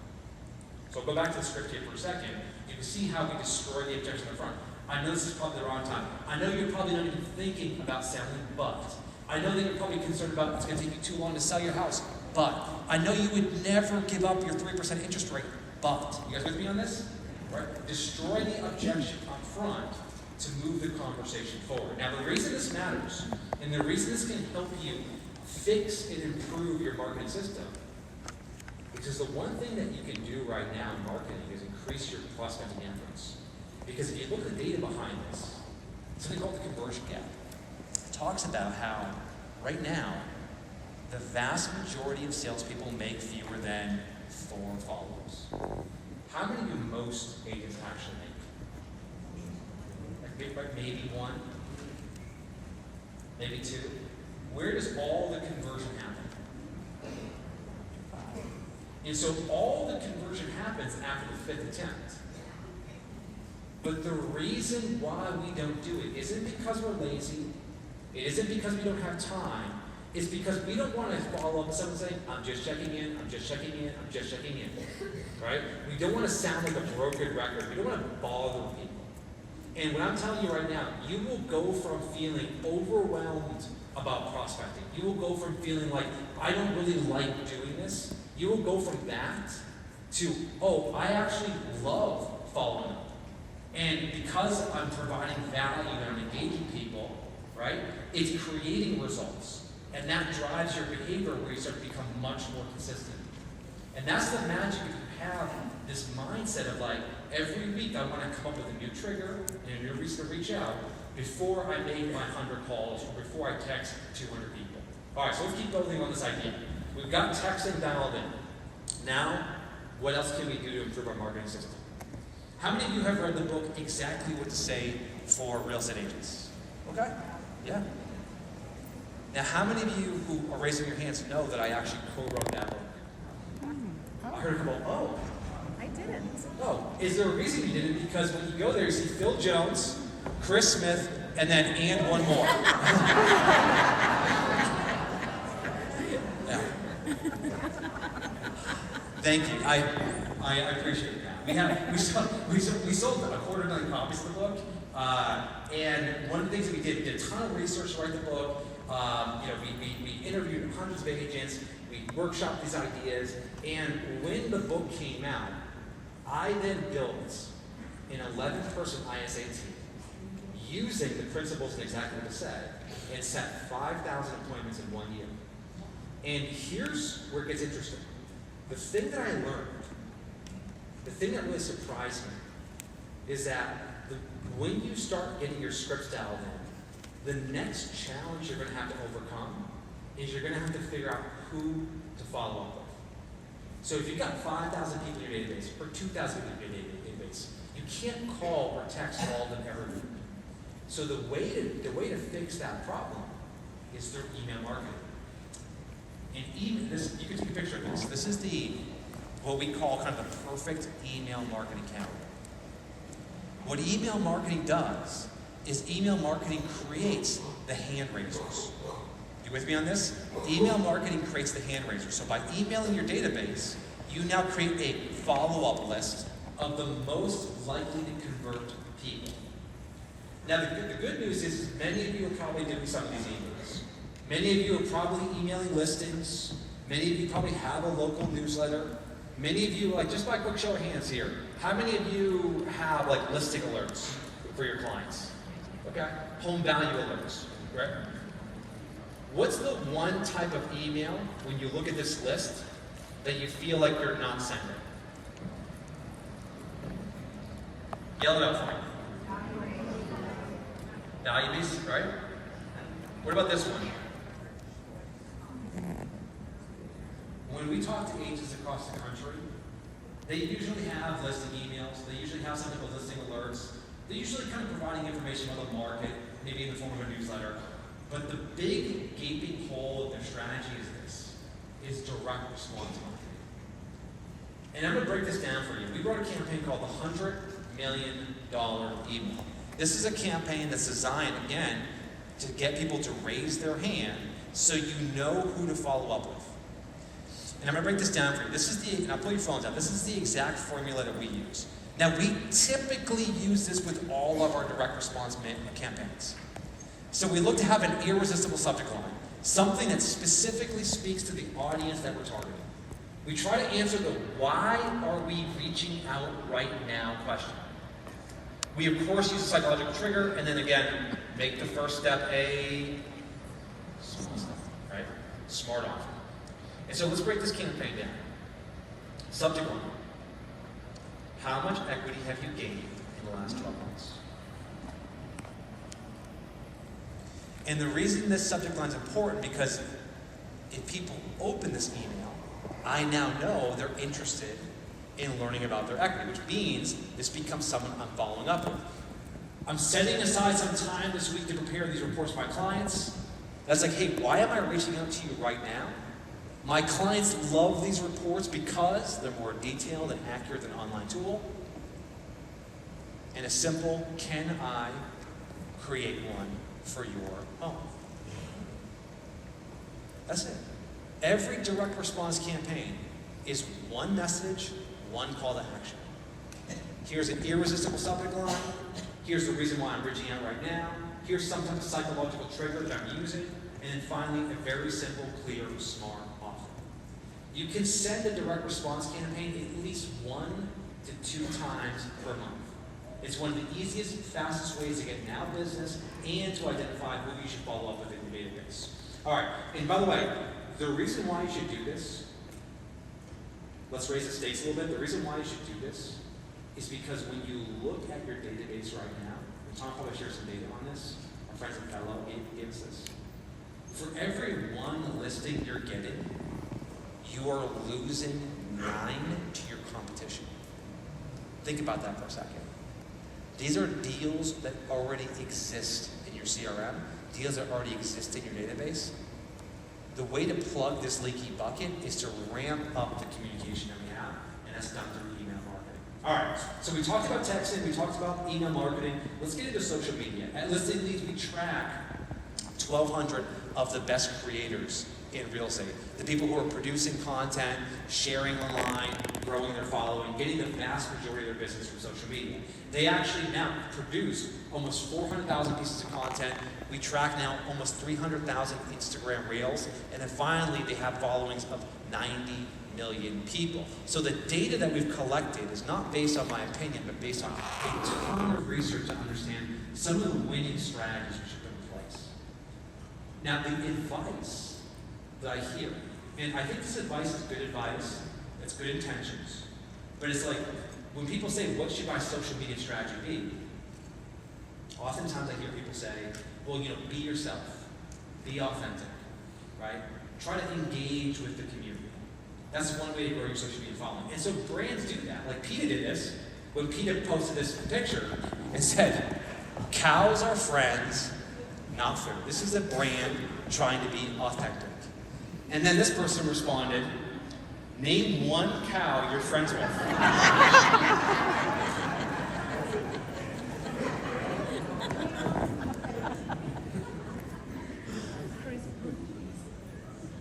So Peter responded, your mom.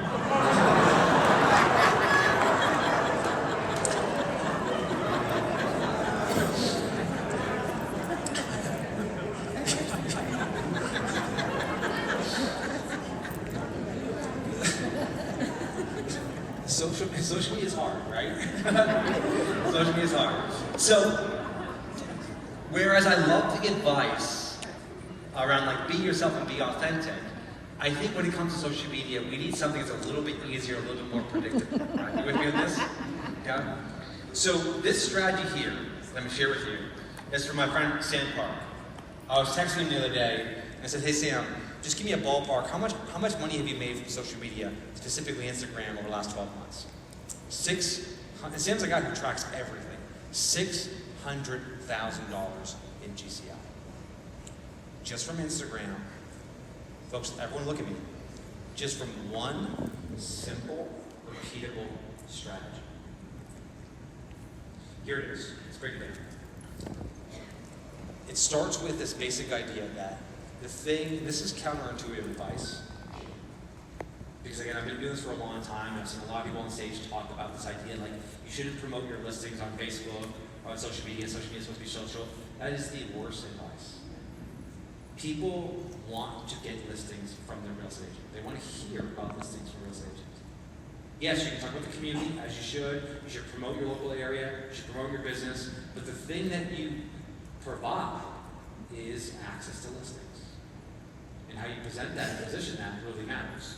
So the formula here is very simple. Every Instagram reel has 3 hooks that you should use, 3 calls to action. First, there's the audio hook. which is, hey, drop a comment or text the word blank to get blank. That's the audio hook. The second hook is the visual hook. This is really mission critical because I think the data says around 78% of people watch Instagram Reels without the sound on. So if you don't, which is suspicious to begin with, but if you don't have audio on, you have to have a visual. The third hook is the caption. See, it says text Reno SN to here's my phone number. And so let me walk you through the strategy. It's very simple. You have 3 hooks: audio, visual, caption. This is the formula. This is the exact formula. Create an Instagram reel for a desirable listing in your area. Now, if you've got a listing, great. Before it hits the market, post the reel. By the way, if you don't, let me give you a quick cheat code. How many of you, no shame, no judgment, how many of you right now do not have a listing that's like in your pipeline right now? Just by show of hands, okay? Okay. If you don't have a listing, what can you do besides get a listing? Call somebody who has one. Right? Just like, and you can call a listing agent who has a listing and say, would you be okay with me, or would you be open to the idea of me promoting your listing on social media? And by the way, I know this is, by the way, maybe have your assistant do this, or have someone else do it, but this is a wildly effective strategy. And then when you start posting listings with people's permission online, everyone thinks now that you're the listing agent, by the way, even if you give them credit. And so you have to have a listing. The second thing is you have to add the CTAs, which is audio, visual, and caption. And lastly, I write this down, you want to automate your follow through ManyChat. ManyChat will respond to the people who are commenting, respond to the DMs, and you can automatically add them into your CRM for future follow-up. Now, let me give you a quick pro tip. What are the 2 bits of information that you should never include in a listing promotion on social media? Price and address. Can you guys write that down, please? Because I see so many of you post, like, here's the address, here's the price, call me if you need me. Like, no, I don't need you anymore. You just gave me literally everything I'm looking for. So you have follow the logic here, you have an Instagram reel, you add the audio, the visual, right, the caption hook, you exclude the price and the location, and you have a simple call to action. That's it. People respond, hey, what's the price? ManyChat responds to them, as the CRM, people start raising their hand. 400, I'll come back here, 400 leads off of this one campaign. $600,000 in GCI in the last 12 months. This is the only thing they do. No dancing, just listings. All right, so let's end with this. We talked about texting, we talked about email, we talked about social. Let's talk about direct mail. My friend and client, Gretchen Coley, #1 Compass agent in Raleigh, North Carolina, called me up. She goes, Jimmy, I really want to work on a farming campaign for my farm. Now, I'm a millennial. Okay, you know what actually called me now? Because I'm 39, I'll be 40 this year. They call it a geriatric millennial. I mean, who the fuck came up with that? So they call it a geriatric millennial. And I'm like, but I've always identified as someone who's a digital marketer, social media, video, emailing. I meant like direct mail. It felt old to me. It felt dated to me. So I said reluctantly, I'm like, listen, I'll do it, but we'll see what happens. So I created a campaign. This is the campaign we created. It's called the Reasons to Sell campaign. By the way, for my listing leads clients, we're working on a new one that we're dropping next week in our community. This campaign, we sent it out to around like 2,500 people.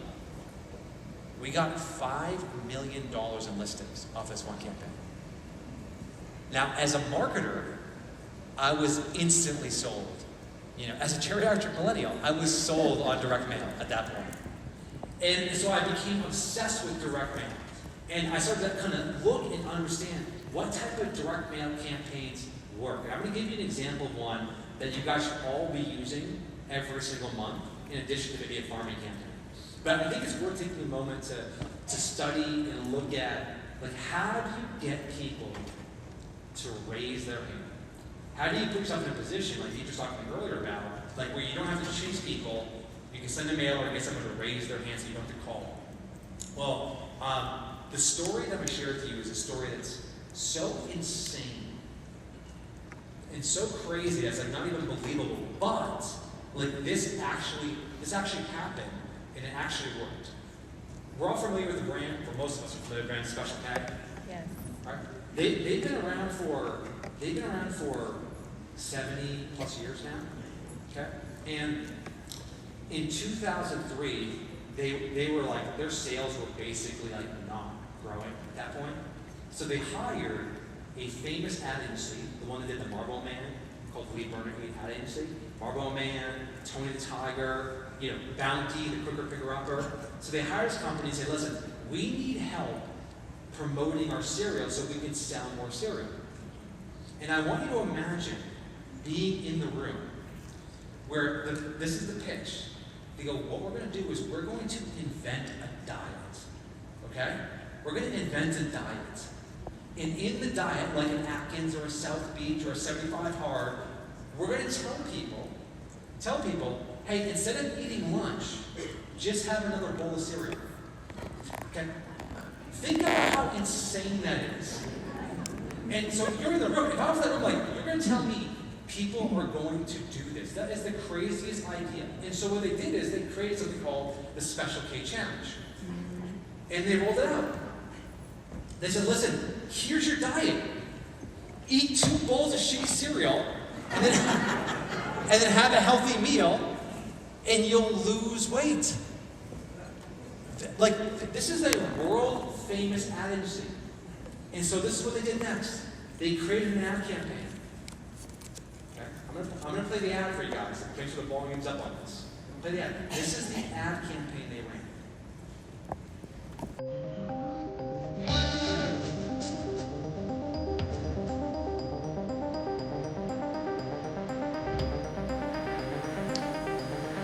Overdone it this Christmas? Then why not try the Special K Drop a Jean Size 2-week challenge? Over 2.5 million people tried it last year. 2 meals, 2 bowls, 2 weeks.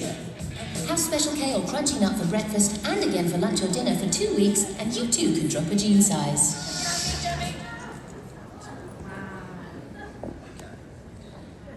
Now, in fairness, that's in 2003. Okay? Did you get the message on this one? What was it? Buy the product. 2 bowls, 2 times a day, 2 weeks. They saw a 53% increase in market share. They got tens of millions of people to go on to eat, tens of millions of people to eat cereal for lunch. Okay? Like, is that not insane? Like, marketing is evil, but it is magic. Okay? Now, let's unpack this for a second, because there's a lesson that we all can take from this, that we can apply to the way in which we communicate, to the way in which we message, and the way in which we farm. Let me break this letter down for you. This is a letter I got from an agent in my area. She said, "Dear homeowner, if you're thinking of taking advantage of the seller's market, you should do so before things level off. I have a buyer looking at all price ranges. I would love to talk to you about the possibility of getting these buyers some information on your property. If you want to get the most money for your sale, this is the best market I've seen for sellers. You should work with an experienced agent. I've been doing this for 22 years. These times are not so easy. You need some creative ways to handle fast market." Like, is anybody else confused? What is she trying to say to me? Like, I think she doesn't know either. But like, what is she trying to, like, if you, okay, just for a moment, everyone look at me. You're her chief marketing officer, okay? Your job is to help her improve this campaign. What is your advice to her? Should you make it more confusing or less confusing? More offers, right? Or less offers? Like, simple. Now, let me play a quick video for you, because I think this is important that we have this context from my buddy Jeremy Applebaum. Hey Jimmy, Jeremy Applebaum in Kansas City. Big fan since I met you for the first time in Scottsdale at the Fairmont Tom Ferry Team Mastery Retreat in March of 23. I just want to tell you that recently we sent out 83 of your I Have a Buyer letters, and I am currently getting ready to walk into the first of 3 back-to-back appointments in this 83-unit subdivision that we just sent letters to last week. So I want to thank you for everything you do for us and for our industry. You rock. We love you. Thanks, Jimmy. So you hear the math on that. 83 letters, right? How many appointments? 3. Now listen, I'm not up here promising you you're going to lose a dress size in 2 weeks, eat 2 bowls of cereal every day. Right? That's not what I'm saying. 83 letters and 3 responses is fantastic. But repetition creates results. And if you look at what Jeremy said, same type of campaign, I have a buyer. But look at the messaging he used. Dear Marcio Douglas, our client Molly just missed out on a home in a lot of villas. Her grandkids live nearby. She really wants to be able to walk to the house. Molly would love a fenced yard. She's a well-qualified buyer. Her dream closing possessions in a few months. If you even have the earliest thoughts, make the first step a small step. Give us a call. Here's our phone number. Now the question is, does Molly exist? Well, of course she does. She's not a psychopath. Yes, she exists. She exists. I love how you go, no. She exists. She exists. Okay? Like you saw Jeremy. Jeremy's, come on. So, but remember, it's 2 bowls of cereal twice a day for 2 weeks. The simplicity in your messaging matters. And right now, how many of you have seen agents, not saying yourself, but have seen agents who say, call us, text us, scan this QR code, follow me on social media, watch this video, because they try to think, I got one shot, let me just try to take full advantage of this. And that's why your marketing right now is not creating the results you're looking for. So let's end with this. Let's recap. Which is your marketing. Pull your phones out for me, and then keep them up for me, because I'm going to give you an offer here in just a second. Your marketing system should include the following. 1 new prospecting script every single week. Something that's about the news, the market, your business. 2 to 3 emails per week, listing promotions, value-based. 1 to 2 of these Instagram lead gen polls, and at least 1 to 2 of these direct mail campaigns per month. Now, just by a quick show of hands here, how many of you just want me to do all of your marketing for you at this point? Keep your phones up, okay? Everybody here is going to get access to listingleads.com. That's what we do. We create the marketing campaign, we create the copy, we design the postcards. All you have got to do is give us 20 to 30 minutes per day to execute, and we will help you grow your businesses. Thank you guys so much for your time today.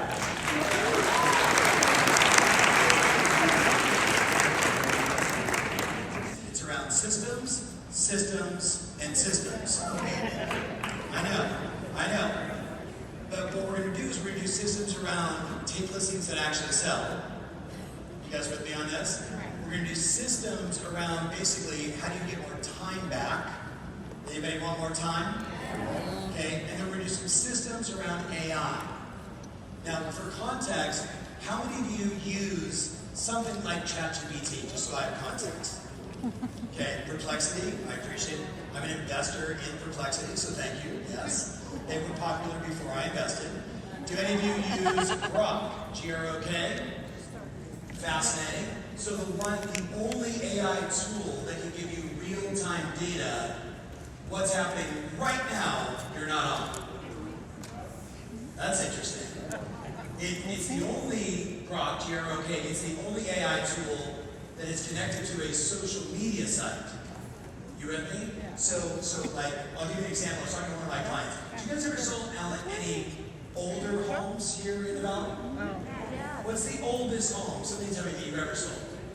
1930? Okay, 65? Okay? Would you, just to give you a little tease, you ready? If you had ChatGPT, which I'm a fan of, or Perplexity, which I'm an investor in. They're all great. But if you went to Grok, you could say, I'll pay you later. I'm about to go on a listing appointment at 1234 Banana Street. I believe this home was first built in 1930. Please do a research piece for me and let me know who owned the land before the first home was built, who was the builder, who was the buyer, what did they pay, and then every time the property traded, I want to know the same thing, including every improvement that was documented on the property, and it just goes like this. Here it is. Who do you think has a degree of separation on a listing appointment? The person with that information, or the person who walks in, oh, it's a nice house? I took 14 minutes on the MLS and built out the comps before I got here. I have clients literally, guys, on the East Coast where the homes are like, hey, this house is 114 years old, it's 135 years old, and they walk in and they're like, do you know that Benjamin Franklin's great-granddaughter was the first owner of this house? Wow. And people are just like, oh, you guys with me on this? So we're going to talk about how do we do things like that after lunch, but we're also going to talk about the new rules of search. How many of you are clear that ChatGPT search is going up and Google is remaining the same? There you go. So if you were to play a game right now, and we'll do this after lunch, but if you literally went on like ChatGPT, Grok, Perplexity, whatever, and you said, who's the number one agent in mind, you named your community? Who's the number one real estate agent that sells the most houses, number one in my community? And the odds are, the vast majority of people that try to do this, you don't show up. Some of you will. The vast majority of you won't. Would it be helpful if you did? We talked about yesterday. The trend that we're seeing now is now people are going to, look up here, is Google easy to search on? Oh my God, well first of all, you have to realize like as you're on Google, you're like, yes, that's exactly what I was looking for. Then you click on it, you're like, that was the headline I was looking for, none of the information. I mean, that's what I mean. That's what I mean. Where Perplexity, ChatGPT, Grok, when you search for it, it's exactly what you're asking for. Well, most consumers are figuring that out too. If I showed you exactly how to show up every time someone was doing one of those searches, would you be interested? Yes. What if I told you it was easy? Yes. And it's a system.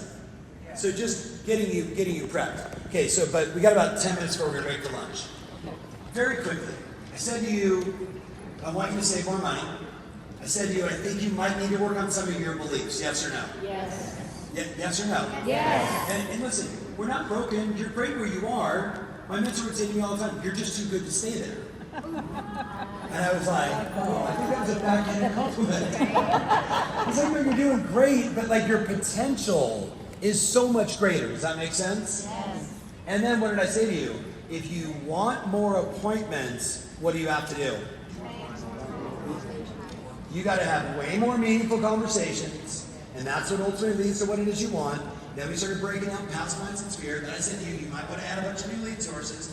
So there's already a lot we're discussing, and then Jimmy just buries you with like this text and that email, and that's turned out. So try the better liar, and all of a sudden it's like we're only halfway through, and you're like, so breathe, because what you really need is just one thing: a system. A system will produce what a system will produce, nothing more, nothing less. And if the current system you have isn't giving you the results you want, it's don't throw everything out. It's just tweak the system. Does that make sense? Does that make sense? Yes or no? All right. So I want you, first of all, before we break for lunch, two things. We actually made a break for my team. We made a break for lunch a little bit earlier, like maybe a minute or two. Should get excited about that. Food! You haven't seen Italian for sure. I get it.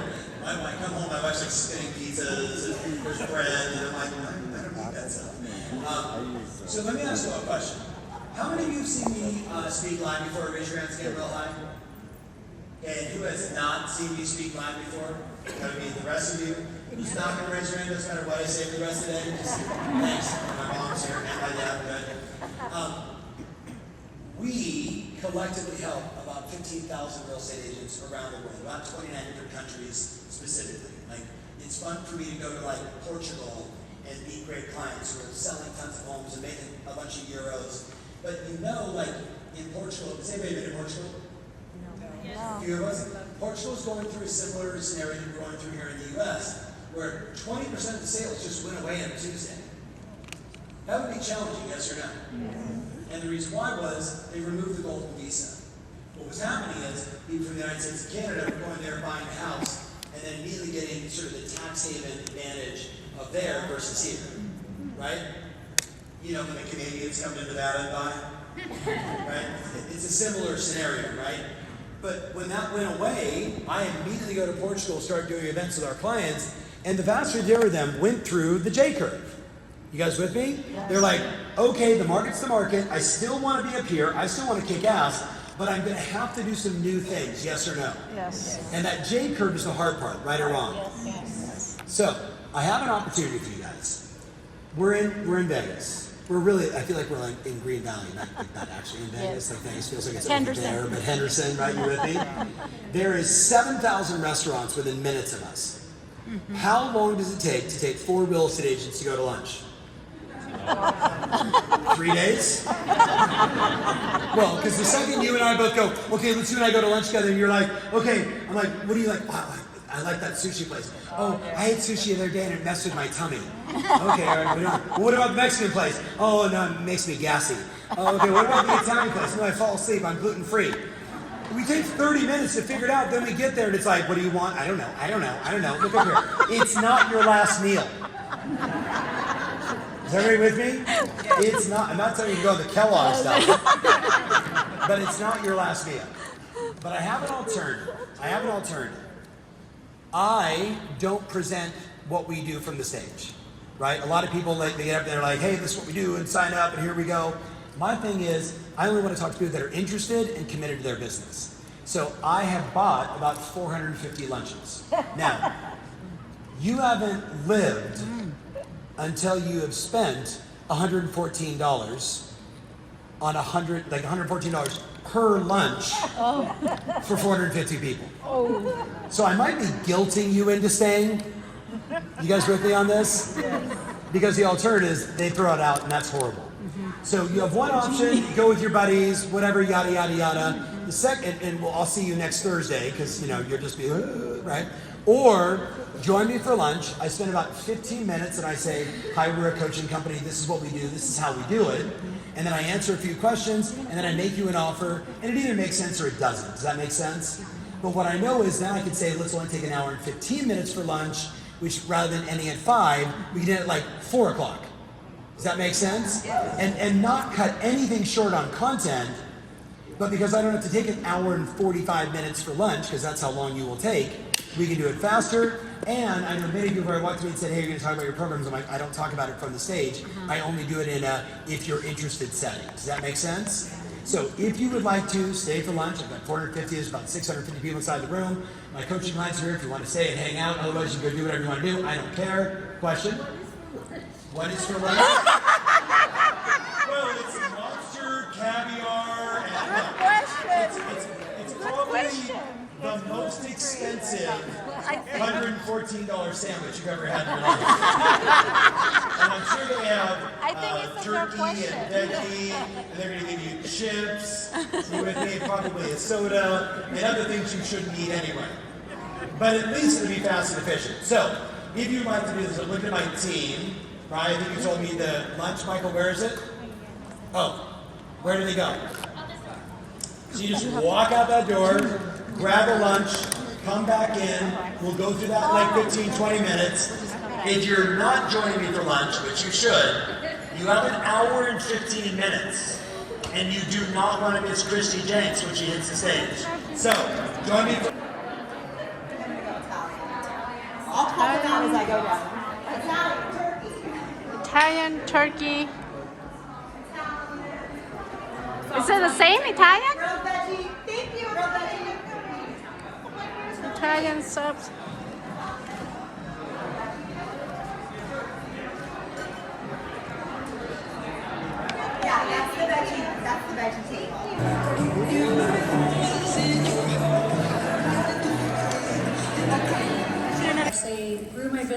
for 15 million my first year in coaching, and since then I've actually grown my team.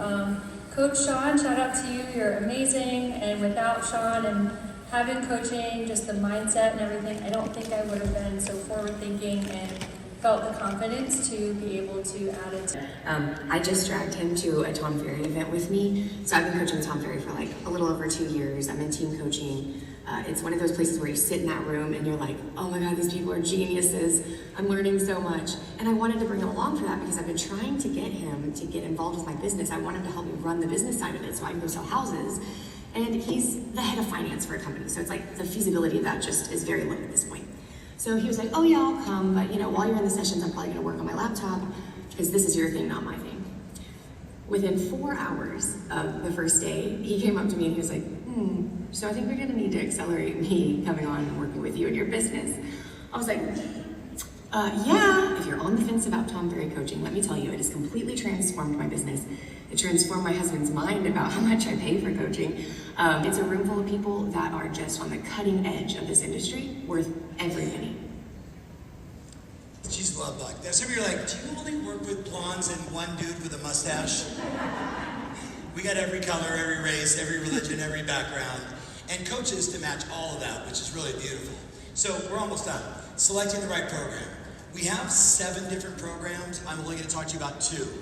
Core is where some people will start. Remember the pyramid? Like if you're brand something unbelievable. You guys with me on this? But here are the 5 questions. And I challenge you, different than my challenge with you and I because we're working together, is if you took the time to answer these questions, you won't have a motivation issue ever again. You will have such clarity, it will become, it's almost like the movie The Matrix. You guys seen the movie The Matrix?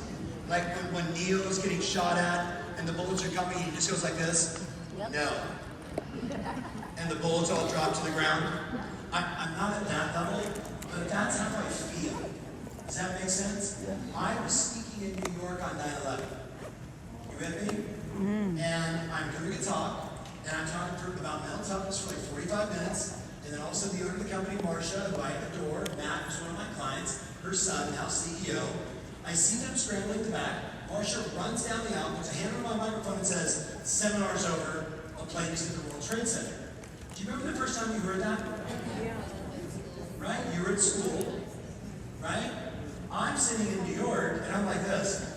And I thought, oh, Josh Rukin sold the apartment to the Yankees baseball player who hit a building. And I'm thinking, you know, bing. And then she started sobbing. And she said, big plane, and my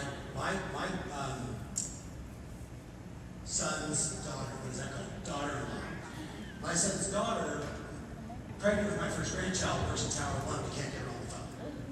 That was the thing, and I was like, oh, this is serious. And she starts like she's sobbing. She's like, you have to tell everyone.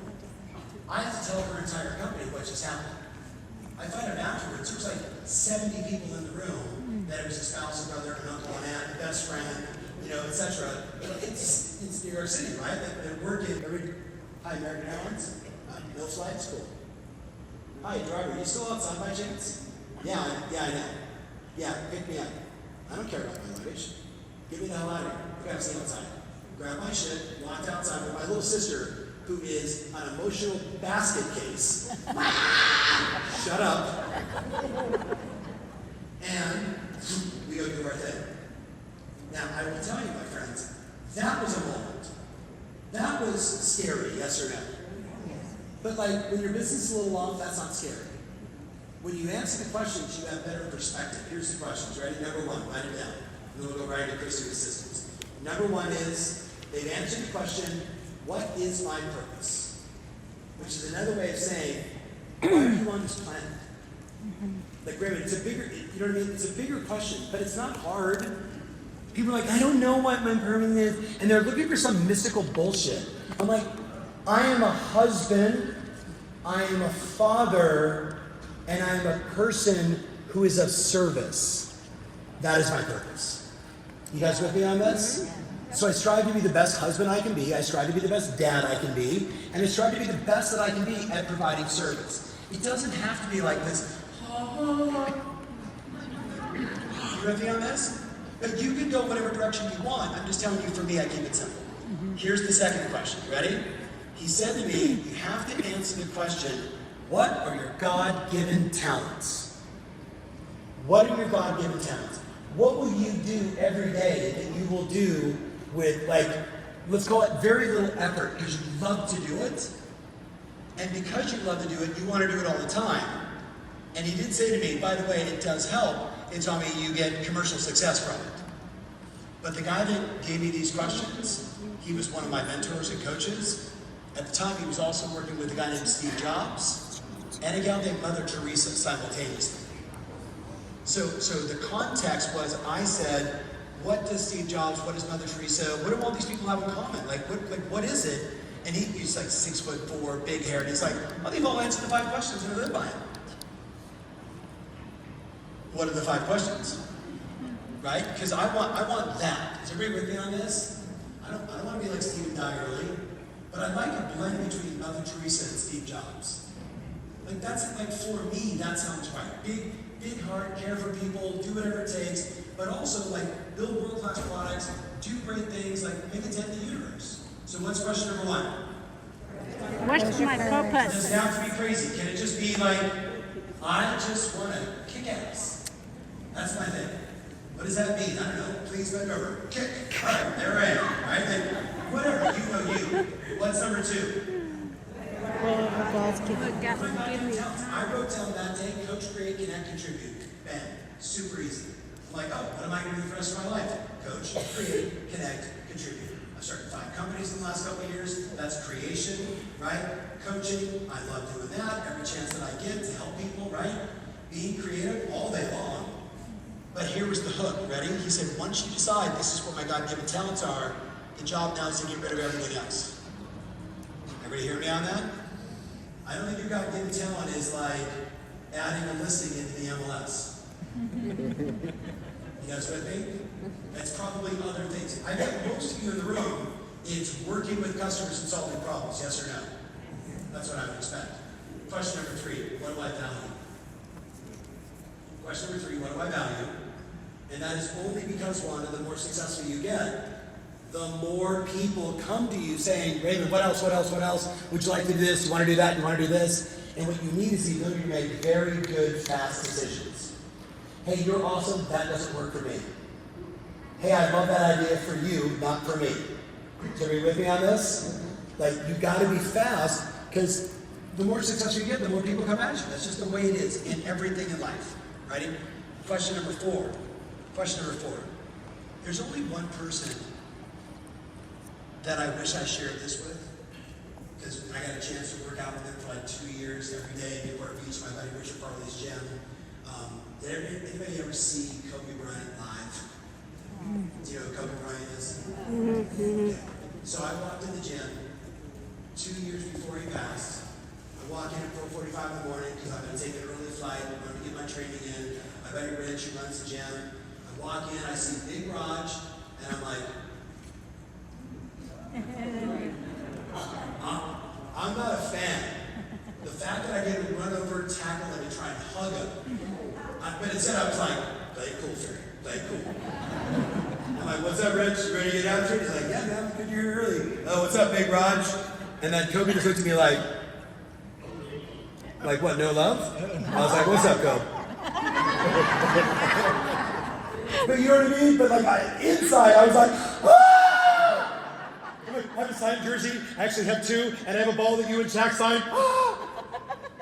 But you know, but I know hanging out with him, all we talked about was his daughters, my sons. Aww. All we talked, like he walked in the day after he won the Academy Award at 4:45 in the morning.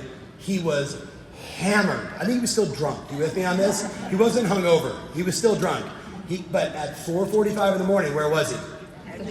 He walked in and I'm like, you are an asshole. And he's like, what? And I'm like, 5 rings, 2 gold medals, how many MVPs, and now you have an Oscar? You. And he was like, oh, got a big hug, and then we trained our asses off. I know if I would have asked Kobe, hey, question number 4, 20 years from now, what's the dent you're going to make in the universe? He already had the answer. He wanted to create products and books for daughters that look like his. That's what he was committed to. You know who was very similar? Walt Disney, who said, I just want to make kids smile. And I knew that just because we got to know each other, right? And then I have every one of his books. And the best thing is I never took a selfie with him and never took a photo with him. I took a lot of photos for other people that walked in the gym. I did one video where I walked in on his birthday and I was wearing like Kobe 8s.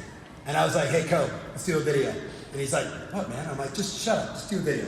And I grab the video and I shoot, the video's on, and I'm looking at my shoes and I go, who wore these bitches better? His shoes, and then I filmed him, and he just gave me that great like just total mean mug me, and then I laughed my ass off. That was the only thing I ever did with him. Everything else was like honoring the fact that he was just in the gym doing his thing. He was just a dad. You with me on this? Okay, question number 4. What's the question? 20 years from now. What's the thing you want to achieve? Make it easier for yourself. It's 20 years from now. You achieved everything you wanted. What does it look like? It's 20 years from now. You achieved everything. So ready? What is today's date? May 15th? It's May 15th, 2045. I achieved everything I wanted and then write it all out. Who's willing to do it? 9 of you. Good job. I started this by saying, are you thinking big enough? And you said no, and I'm trying to make it bigger. Okay, question number 5, I'm going to bring it up, Kristen, ready? And then we'll do our thing right now. Okay, so you ready? Question number 5, and this to me was the question. Who would you be at that level? Bless you. Not what would you do, but who would you be at that level? Who would you be at that level? And I was like, I never heard a question like that before. I was always told I needed to do things, to have things, to someday become something. And he said, no, you need to decide to be that guy today. You need to start being that person today so you'll get there faster than 20 years. Does that make sense? Okay, look at your buddy, look him right in the eye and say, I double dare you to answer those questions in the next few weeks. I double dare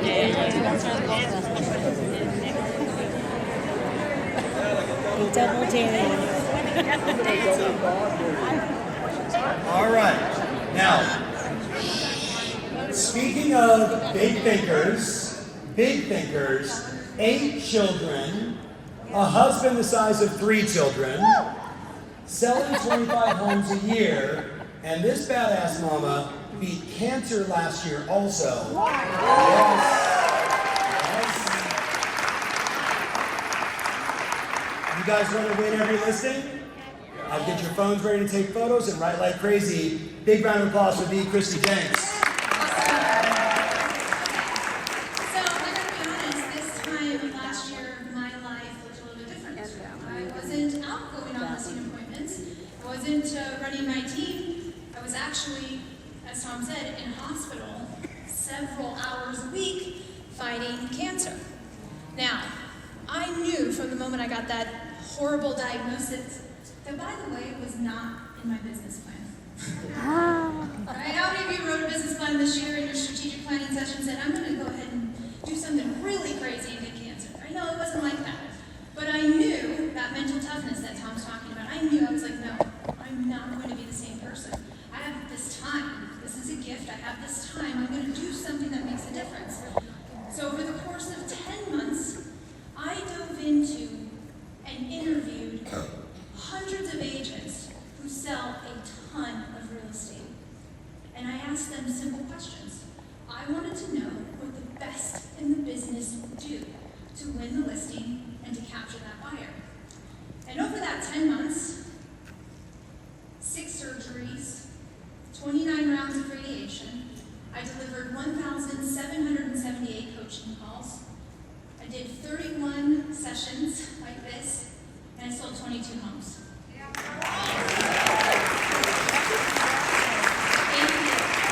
I'm here today to share with you what I learned, and not just about selling real estate, but about communication and resilience, so that level. Now, what I learned was pretty simple.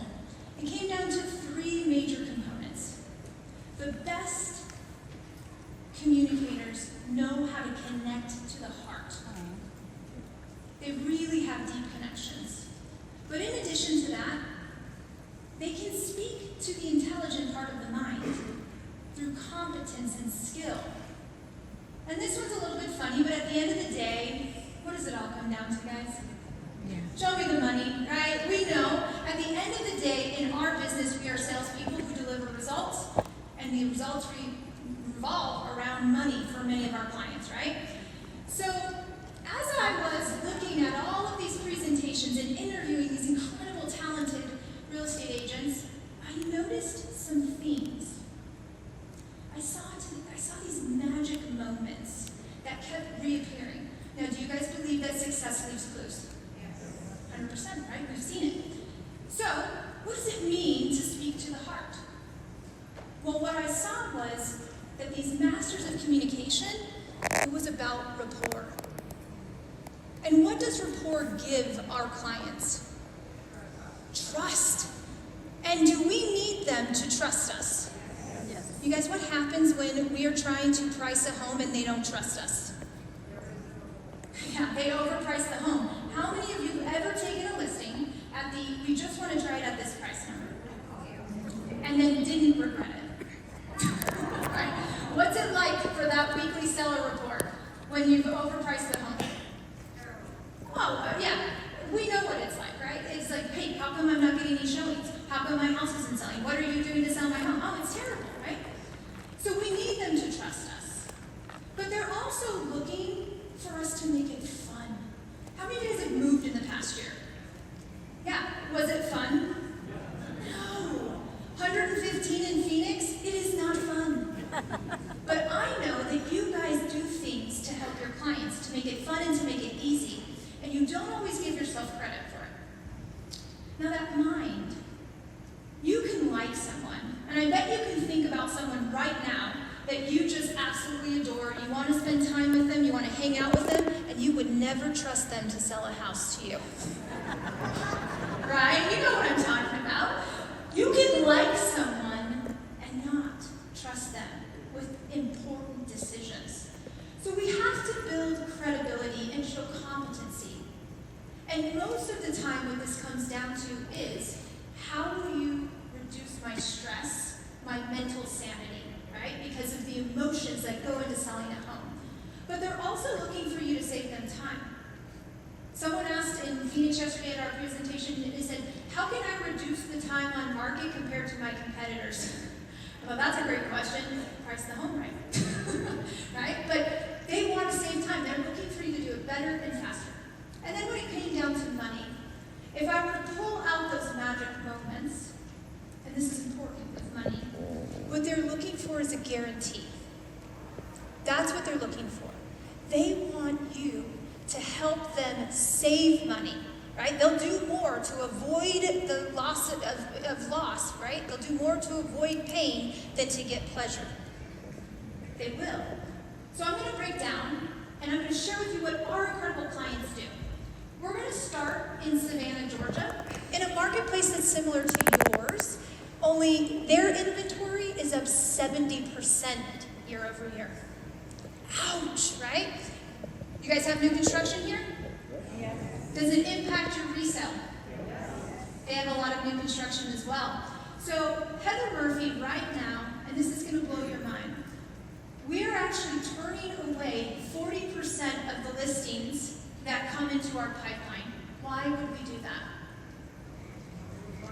Overpriced. The sellers are not realistic. So she has a 3-phase process, and I'm going to take you through in-depth her first phase. So the first part is an in-depth interview. How many of you guys will call up your sellers and interview them before you go to the house? Okay, quite a few of you. That's awesome. Would it surprise you to know that her interview is about an hour long? What on earth are they talking about? Well, it's actually pretty simple. One of the first things she does is she wants to understand where they're coming from and what knowledge they have about the marketplace. Because does it matter where you get your news? 100%, right? Yeah, we know that. depending on where they get their news, it's either a great market or the whole world's falling apart. So she's going to test their market knowledge. She's going to get really deep. But this is probably the one that you'll want to write down. She's actually trying to assess what their personality profile is. How many of you guys are familiar with personality profiles? Oh, good. Would it surprise you that she has 4 listing presentations? Why 4? Exactly, you guys know where we're going. So, in that interview, she's ascertaining what their personality profile is. So that the next thing that happens is she does a pre-listing kit, which we're going to talk more about. And then when she gets to the house, she says, Christy, all we're doing is a seller strategy session where we agree upon the price. And if we cannot agree upon the price, I say to them, quite frankly, you should list with her for the next 90 days. And then when you're ready, I'll sell your house. Yeah, that's gutsy. But she's able to do that with a series of questions like this. So here's an example of one. Tell me about your home. What do you love most about it? And then this is what we're looking for. Oh, if they go straight into story mode, who are they? They're the expressives, right? If they're short, direct to the point, who are they? Where are all my drivers? Oh, there we go, couple. Right? If they start to go into the specifics of how the home was built and the specs and everything, who are they? Yeah, where are my analyticals? There's only a couple crazy of you in here. I know you guys are a little crazy, but she does all of this. And when she gets there, that appointment goes very smooth. And at that point, it's just, are we going to agree on price and work together? And her numbers prove that it absolutely works. Would you guys like access to her cheat sheet with all of her questions? Okay, here's my one rule, because it's after lunch. And what typically happens after lunch in a seminar? Sleepy. Yeah, not with me. So I'm going to give you guys all the resources, everything that I share with you, everything that I show, I am going to give it to you. My only request is, please don't fall asleep. Right? Please. That gives me the heebie-jeebies when I'm up here and I start to see head nods and I'm like, crap, what am I doing wrong? So I'll give you everything. I just want some energy as we dig in. Now, there we go. That's Vegas should have the energy, right? So this is my beautiful family, as I mentioned, and I'm curious. Am I from Utah? No, actually, but Arizona, right? So this is my beautiful family that I have, and I'm curious, how many of you guys have kids, right? Or have ever been in a car with kids? Okay, very good. So how many of you have ever had to make a phone call in the car with your children? How fun is that? Yeah, you're looking forward to it. So here I am, I'm in the car with my precious babies, my 3 youngest, and my son Red is sitting in the middle, and he's got his 2 sisters, they're 13 years old, they're in the back seat, and the phone rings. And who do you think it is? Yeah, it's the seller that I've been trying to get this listing appointment. Why did they do that? Right? I was sitting at my desk all morning with my CRM open and my pen and my notes, ready to field any call that came in. But no, we're on the way to basketball, and I got some angry teenagers in the back. So I do what every parent does. I turn to my precious babies and I say, that was the nice version. We'll go with that. My precious babies, right? And then I go, hello, this is Christy. You guys know the real estate voice, right? Why, yes, it's a perfect time. How can I help you? Right, so I'm going through and I'm trying to set the appointment, and in the back seat, the teenagers start teenaging, right? The son goes to his sister. So what does she do? Right? To the name. Now, I didn't say for you guys to do it, right? You get what I'm doing. So all of a sudden, we're playing the mute-unmute game. Who knows that game, right? So it's mute. Hey guys, I'm serious. I'm on the phone. This is really important. Yes, I totally understand what you're saying. And they just start going and going and going. So it's like, now it's like, I will take away your iPad, your phone, everything. Or it was the shh version.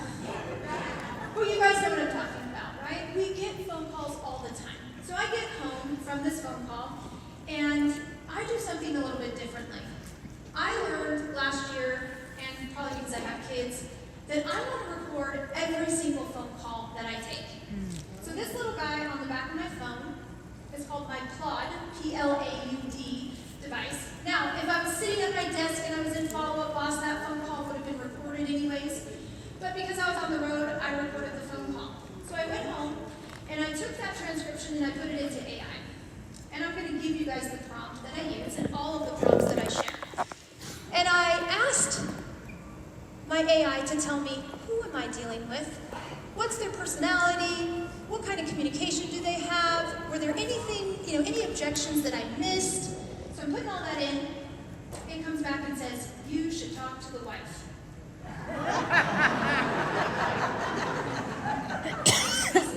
What did I miss? Oh, it was because my kids were being perfect little angels. I was totally present in the conversation. No. And so I typed in, what did you see? And it brought back in 3 different instances where he mentioned his wife. Now, I didn't know her name. I did not have her phone number, and I did not have her email address. If I would have went to that appointment with none of that information, how do you think it would have went? It would have been bad. So the AI saved my bacon, if you will, because I was able to call back, get all the information. She was there. I got the listing, or I wouldn't share the story. But I started to think, if I could do that with just a transcription, what if I also then decided to use the text messages and the emails of the communication that went back and forth? And in addition to that, I said, gosh, how many of you have ever stalked your clients on social media? Anybody? Yeah, well, you should. And I started to think, what if I actually gave the AI their social media profiles? Could it help me communicate with them a little bit better? It started to tell me things like, you should compliment all of the furnishings and specifically the final touches in the kitchen. I'm like, that's pretty specific. What did you see? This is creepy and very cool, right? So let's put it all together. This is the prompt that I now use before I go into a listing presentation. So just like Heather, I can modify to meet their personality profile, but the communication standards as well. Do I need to be quick and swift and fast on my feet? Do I need to slow down? Give more detail, right? I need to change and modify so that they can hear me and I can speak to their heart and their mind and their wallet, right? So, moving on. You're probably wondering, how do we do this? If you have an iPhone, it's built into your iPhone. It's pretty easy. If you have an Android, I know there's an Apple store nearby. Just kidding, don't leave. But you can also use Live Transcribe, or there's this really cool device that you can find me later. We can talk about it. I bought mine on Amazon. It's an incredible tool that helps me do that. The second part of Heather's listing presentation, her listing presentation process, was all about her pre-listing package. Now I'm curious, because the best of the best did this, and I know several of you guys here do. How many of you guys have a pre-listing appointment process? Something that you either email or deliver. Okay, awesome. How many of you guys have video in that process? Good. Man, there wasn't that many hands. So there's a huge opportunity here for you guys. And here's something I want to stress to you. This is something that's so easy to do. It's also easy to what? Not doing. Yeah, let that sink in. Sometimes the easiest tweaks, we don't do them because they're so simple. This might be what gets you your next listing. So what Christine does, and she's in a pretty tough market herself. She's in Orlando, Florida. They are dealing with some crazy, crazy things that they have to do that luckily you and I don't have to, but she has a 90% open rate on this email. Most agents say to me, oh, I sent an email and they didn't read it, so I stopped doing it. I was like, okay, well, did you tell them that you were going to send it? No. Okay. So she calls and she texts and she says, hey, Heather, I just want to let you know this has just been delivered. Here's what's in it. And it's important because what they're going to do is they're actually going to see a quick custom video. I'm so excited to come over to your house. Here in this email, you're going to see exactly how I'm going to market your home. She starts with her experience, right? Speaking to the mind. So she's priming them. And you guys are going to get a copy of her pre-listing package. She's priming their mind to be her credentials, right? She says, but not only that, we're full service. We know that moving is stressful. Let us reduce the stress. Here's how we make it fun and easy to work with us. But don't trust us. The community, our reviews, people just like you want to work with us. And by the way, this is such such a beautiful home. This is what it's going to look like when we take it to market. So now she's hit all three of those: time, money, mental sanity. And they can envision what their home is going to look like on her YouTube channel, on her social media. It's absolutely incredible.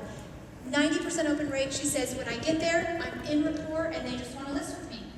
It's something that I would recommend. If you don't do, then this is going to be your first piece of homework. Create your pre-listing process. Moving more into the appointment, the best of the best, something that they always were able to do was to build connection through stories. So I picked Allie Thompson. She's in Temple, Texas. And she's having an incredible year, even in Temple, Texas, where they're dealing with new construction and dealing with some things you guys are. But I'm curious, how many of you guys love the tour? Like, that's your favorite part of the listing presentation? I love it, nobody. How many of you guys would rather skip to the tour, agree on a price, and write up the offer? Right? Like, yes, right? What is it about the tour that is difficult? We have to listen to all of the stories, right? We have to walk every room of the house and pretend that we don't see things that are going to make it hard to sell this house. Right? Oh my gosh, some of the things that we have seen, I'm sure we all have stories. Well, what Allie does is she says, Christy, I immediately look for something to compliment, and I'm going to make it genuine. And she says, even if I can't find something, I do. Like, she makes it a game. She turns the tour into a game. What can I learn about them? How can I use this? How can I solve their problems? She asks questions throughout the entire process. But here's what she does best, you guys, is she connects to them through examples. And let me break it down. How many have ever sold a home with a pet? Anybody? Cat or dog? Okay. How many have ever accidentally let a cat or a dog out of your listing? Okay, I'm glad I'm not alone. I'm just checking, right? How many of you have examples of how you help a homeowner who has a pet when you're selling a home? Is it stressful selling a home with pets? It is for them. It absolutely is. How about divorce? How many of you have ever helped a home seller who's going through divorce? Right? Is that stressful? Does it take a special agent? 100%, right? The examples go on and on. So I want you to be like Allie. She has a little book of stories. They're case studies. So when she walks into the Jenks home and she sees that they have all these 8 kids and 2 dogs and 2 cats and a lizard and a snake and all this craziness, her examples are going to revolve around what? Selling a home with children and pets. What's that going to do for the homeowner? It's going to make them feel seen and understood. Would you guys be surprised that I get a lot of buyers with big families? Yeah. Would it surprise you that I drive a 12-passenger van? That's true. People want to work with me because they say she understands pantries and laundry rooms. And I do. We do a lot of laundry at the Jenks house. So I want you to get really good at sharing these stories. I want you to connect in ways that you never thought before. Right? Let's move on to marketing. Because this is something, and I'll be a little bit honest with you. When I first got my license, I came to the broker, and the broker said, here is your 49-point marketing plan. Anybody have a 49-point marketing plan? So a decade ago, I had a 49-point marketing plan, and one of the items, you guys, was put a lockbox on the house. Yeah, what? Yeah, I'm ashamed that I had that in there. But it was what my broker gave me, and he trained me on it.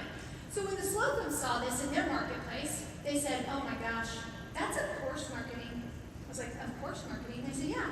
We find a lot of agents in our marketplace, they say, we're going to put your home on Zillow. Ooh. It's going to be all over the internet. Like that's a hard thing, right? That's pushing a button. We know that. 10 years ago I pushed it though. They say, no, that's of course marketing. Tell me something else that's of course marketing. A sign in the yard. Of course we're going to put a sign in the yard. Of course we're going to take professional photos. But your home deserves something special. Here at 225 Smith Hill, we're also going to do that 3D floor plan. We're going to do elevated. We might even do some twilight. We need a digital plan. And we need a print plan. Because it's important that the whole entire neighborhood see this house. every single home, they sit in and they write out a custom plan with the seller getting their buy-in. Is that the same as my 49-point marketing plan? It's not even close. That personalization means the special touch. And they're able to overcome any objections. They know the importance of it. And they even bake in their communication guarantee and their seller reports in here. But it goes a little bit further. Once they build out the custom plan, they say, are you ready to get to work? Let's go ahead and map it out. If we want to get this home sold in the next 30 days, let's backwards map when we take the photos. From the time we take the photos, based on the digital, the social, all the strategies we talked about, I'm going to need about a week. How many of you guys have had people that are like, get the home on by tomorrow or you're not hired? Yeah, that happens sometimes, right? They're not having that objection because they're able to showcase the full plan. If you steal anything, I hope you steal this. But in addition to that, we found that in their marketplace, they still have sellers who are a little delusional and think that they can get 2020 prices, 2021 prices. That doesn't happen here, right? Never. All your sellers are very rational and they understand what's going on in the marketplace, I'm sure. So we started by educating them and market storytelling. The ability to say, what do you know about how much inventory is in our marketplace, right? We have more inventory now in my marketplace that we've had since 2016. We have over 26,000 active listings, over a 4-month supply of inventory, and they want 2021 prices. And they're up against D.R. Horton, who's still building in the community. Easy, right? So we started training all of their agents on how to educate what does month supply of inventory mean. But we ran into a little problem. Many of their agents couldn't do the math. So we created a cheat sheet for them, and I'm going to give you guys this cheat sheet.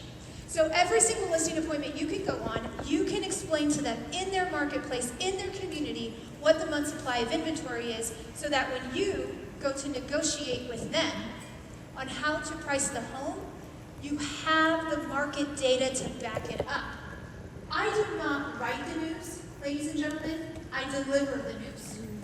You do the same thing, but you can't be fancy-pantsy. You can't say, well, I think the market is, I feel like.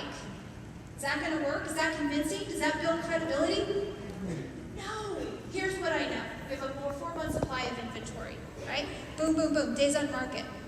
I want you guys to track your numbers. Now, I didn't prep Matt. Is Matt Farnham in the room? Yeah, he is back there. No, he already said that. I didn't prep him. I was going to ask him. I was going to put him on the spot. Every single one of my coaching clients know their numbers, and they track their numbers. So if you go on a listing appointment against Sloka, how many more homes do they sell than agents in their marketplace? It's on the screen. Stay awake, or you don't get the resources. 166. Yeah, they sell 120, right? They sell 120 times more homes than their competitors, and they do it 31% faster. But more than that, we track their list to sales price ratio and their original list to sales price ratio. So in the example, bless you, in the example of Heather in Savannah, if you price a home right, and let's say a home that's priced right, does no price reductions and it sells quickly. Would you guys agree that's priced right? If you price a home right in Savannah, it sells in 9 days for 99.98% of the list price. If you overprice a home and you have to do a price reduction, it takes 90 days. In Orange County, California, if you overprice a home by 5%, your original list price to sales price ratio is 85%. Does it cost you to overprice a home? Yes. But they don't know that unless you can speak to their wallet and speak to their mind and already have the trust and rapport to be able to do that. So I hope you track and share your numbers and build your credibility. My last case study that I want to share with you guys is Mr. Hunter Kirkman, and he is in Atlanta, Georgia. And Hunter took one thing from this seminar. He took one little nugget from this seminar, and he went back, and he gained back into his work day. Like, he tells me he's saving about 10 hours a week now. He thinks it might be more. And I'm going to share with you what he learned. But first, I want to introduce you to Hunter's assistant. Everybody see that thing on his lapel? You see it? That little guy? It's his AI assistant. When Hunter walks into a listing appointment, he says, I'm so excited to be here. I hope you don't mind. My assistant is going to take notes. How many have ever gone through and done the tour and you write everything down and you get back to your office and you can't read it? Or better yet, you hand it to your assistant and then they cuss you out because they can't read it, right? So we started doing this, and what Hunter found was that he would walk around the house and he would talk about the house. He would ask questions through the tour about the mechanical systems of the house. You know, what were they doing with the appliances? Are they going? Are they staying? What repairs did they agree to? Everything that you guys take notes on. And then all he does is give the transcription to his assistant. She writes up a summary, sends it to the seller within hours.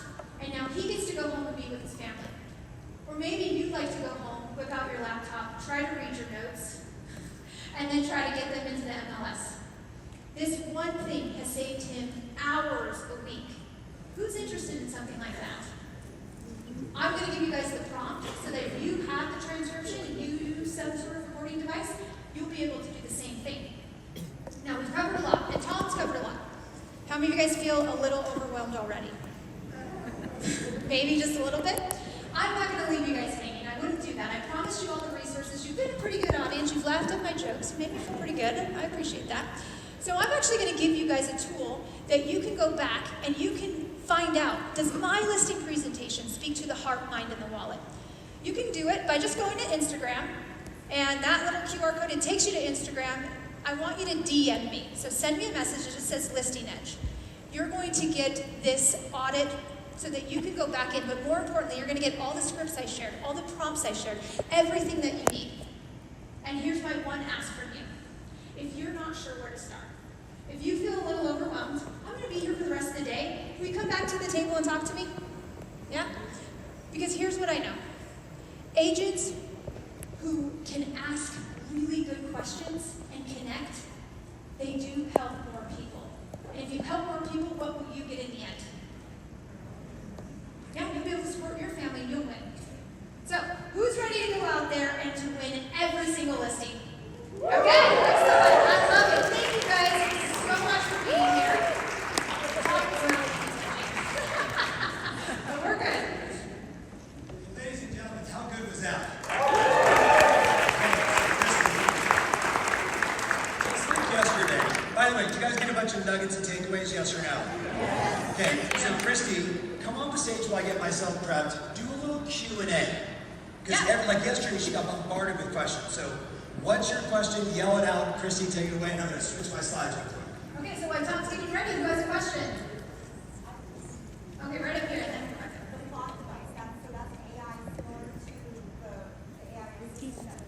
yeah, so she asked the thing that Hunter had on his lapel.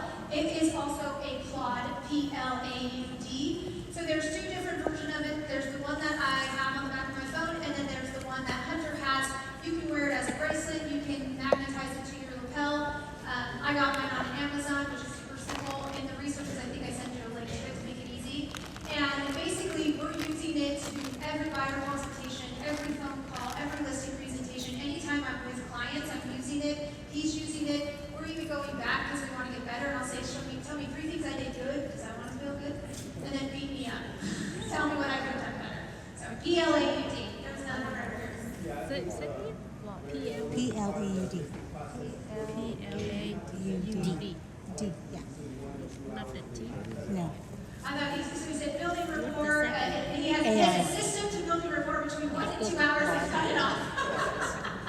I like that. Yeah, how many of you have ever done a 2-hour listing? But if you have an Apple, yeah, that's a problem, right? So I think what it comes down to is how you're working them and how you're building them up and the questions that just so when you're talking to your customers, so you a can go big back part and listen of to every agent that I just in interviewed, case you it was forget. less about selling, right? Like I want you guys to show me physically, what is it like? What does it feel like when someone's trying to sell you really hard on something? Right? Like it just feels icky. They focus on ask really open-ended, meaningful questions. Listen, like truly listen, right? Build empathy, empathetic listening skills, and then solve their problems. So I don't know that you can get it between 1 and 2 hours, but you can prime it like Heather does by sending the pre-listing package with all of the marketing so that when you get there, you can ask the questions that really drive home price and things like that. But yeah, No set time, sorry, I wish. To build rapport, have you ever read the book? How many of you read the book Instant Rapport? Okay, it's not only been a goodie. I see a few hands. I would encourage you to read that. If you understand rapport is created or not created in 60 seconds or less. So I'll give you guys an example. By the way, I'm going to give you all the slides. You guys know that? You're like, oh, now you tell me. That's 10:30. But, I know the photos will be fantastic, but what's funny is a year from now, you'll be like this, what the hell is this? You're going to get all the slides. Right before the end of the day, I'll give you a QR code. I'm just thinking, should I give them Stephanie Younger's 3-step listing presentation, including her onboarding of a seller, that she'll spend 30 minutes on the phone with the client before she sees the house? Where she asks questions like, do any of your pets smoke? She's the origin of that, right? And it's so you guys want a copy of that? Slide that in. What's interesting, Tom, is of all these people that I researched, and I only named 6 of them, we have them all in our playbooks. So I actually have all of their listing presentations, everything inside of our Revy platform. And that's just a really cool feature that you can just search any marketplace, find an incredible listing presentation. Exactly. I need a handheld, please. All right, you guys got it? Can we give her a little round of applause? All right, so let's jam for a little bit, and then are you guys still interested in AI? Okay, I'm gonna blow your mind, but I gotta go through what I would say are, dare I say, the 2 most important systems that no matter what, if they're installed, you're gonna win. Does that make sense? And then I'm gonna show you everything else. Got it. All right, so very quickly, which one of those little pigs, their house best describes how your business is set up? Bricks, baby, bricks. So well, bricks with some wood and a little hay. And it's just an easy way to sort of demonstrate what I'm about to go into. Because obviously, my friends, I got the greatest compliment ever when the world was shifting in 2020, end of 20, beginning of 23. My neighbor lives above me. He's the chairman of a company called Houlihan Lokey. Anybody? High-flying investment banking firm, but they're the #1 company for valuations of businesses. So, for example, during the pandemic, they also do debt restructure deals. So I'm walking the park with them, we're walking our dogs, and I'm like, what are you working on? He said, guys, it is September of 2020. And I say, what are you working on? He says, well, Chuck E. Cheese has $2 billion in debt, and they can't have any of their stores open, so I'm restructuring their debt. Wow. He's a high flyer. You guys with me on this? Yeah. So we're talking one day, and he's like, how's your business? And I'm like, because he thinks the real estate, he's not being mean to you. He goes, I keep hearing because of the commission lawsuit with NAR, the whole world's going to fall apart, agents are going to die, no one's ever going to sell a house again. I was like, what the hell are you talking about? You bought 3 properties during the pandemic. Did you use an agent every time? He's like, yes. I'm like, But the best compliment he gave me was, he said, are you growing as rapidly? Are you flat? And I said, I'm mostly flat. And his response was, in an environment like this, look up here, my friends, if you're flat year over year, this is what he would say, you're durable. Wow. Now, some of you will get, that's an incredible compliment in a marketplace where we went from, my dad said 6.4, it was actually 6.9 million transactions, 2 side-by-side, sell-side, and now we're down to 4.2, call it 4.7 with new construction. If you're still kicking ass, in my mind, you're durable. So what's it if it makes a difference? It is the systems. It's systems over memory. You guys get that? So let's take a snapshot of what I think you should start to work on, and then I'm going to show you how you can use AI to build out all the systems for you. How's that? Now, you guys will just go to the Facebook pages and R&D and steal. So 5 signs, by the way, you need to improve your system. Anybody? If you're like, I Love Lucy in the Chocolate Factory, and you're like, why aren't the chocolates coming down? That's that. 2 is when your income is inconsistent, you're doing this, rich, poor. 3 is you never have enough time. Anybody? I hate that one. This is the killer. I'm the only one that can do it. Shut up. 5, when the 10-year treasury changes and rates go from 6.82 to 7.1 and you say, screw it, I'm not making any phone calls. Those are all just signs of like, it's time to improve the systems. So very quickly, ready? Take a photo of this, because this will be like your ChatGPT homework. I would say that would be a nice baseline of what should be in place. Now, here's the good news. Every one of you has a system for this. The question is it a winning system? You with me? Is it getting you what you want? And in our case, are you ever satisfied with your systems? No. Are you ever satisfied with your systems? Are you ever satisfied? Look up here. I'm such a dumbass. I used to say boss.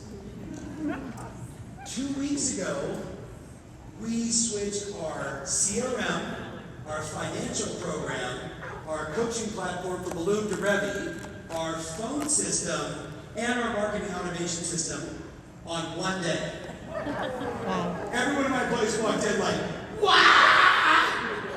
I can't do anything. All my clients, I don't even know how to log in. But you know what? Like the J curve, we're here. We want to get there. We had to go through this. Does that make sense? And I said, here we are 2 weeks. By the way, the guy that led the charge, so all my coaching clients are angry. It's that guy back there, Kafir, who works with me. Kafir, it's actually a compliment. Can you give that guy a giant round of applause as he walked us and led us through this? So what I'm saying to you is, Candace, don't do like 14 in 1 week, because you won't sell any houses for the next month and a half. She's like, I've done that. It doesn't work. And even at 23, 24, how many homes are you going to sell this year? Stand down. Stand down. Okay, yell out loud, tell them your name. Okay, Kason, 23 years old, 36 sales last year. Does he do you know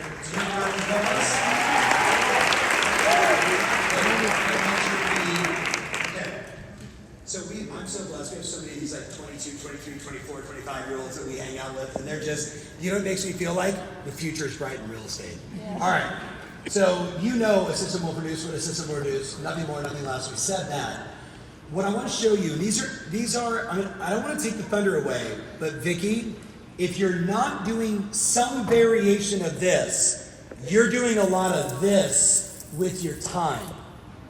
You're rolling the dice. You guys with me? Like, I hope it works out. So just take a photo really fast. I think you need a daily checklist. How about you guys? Even my bestie's in the room.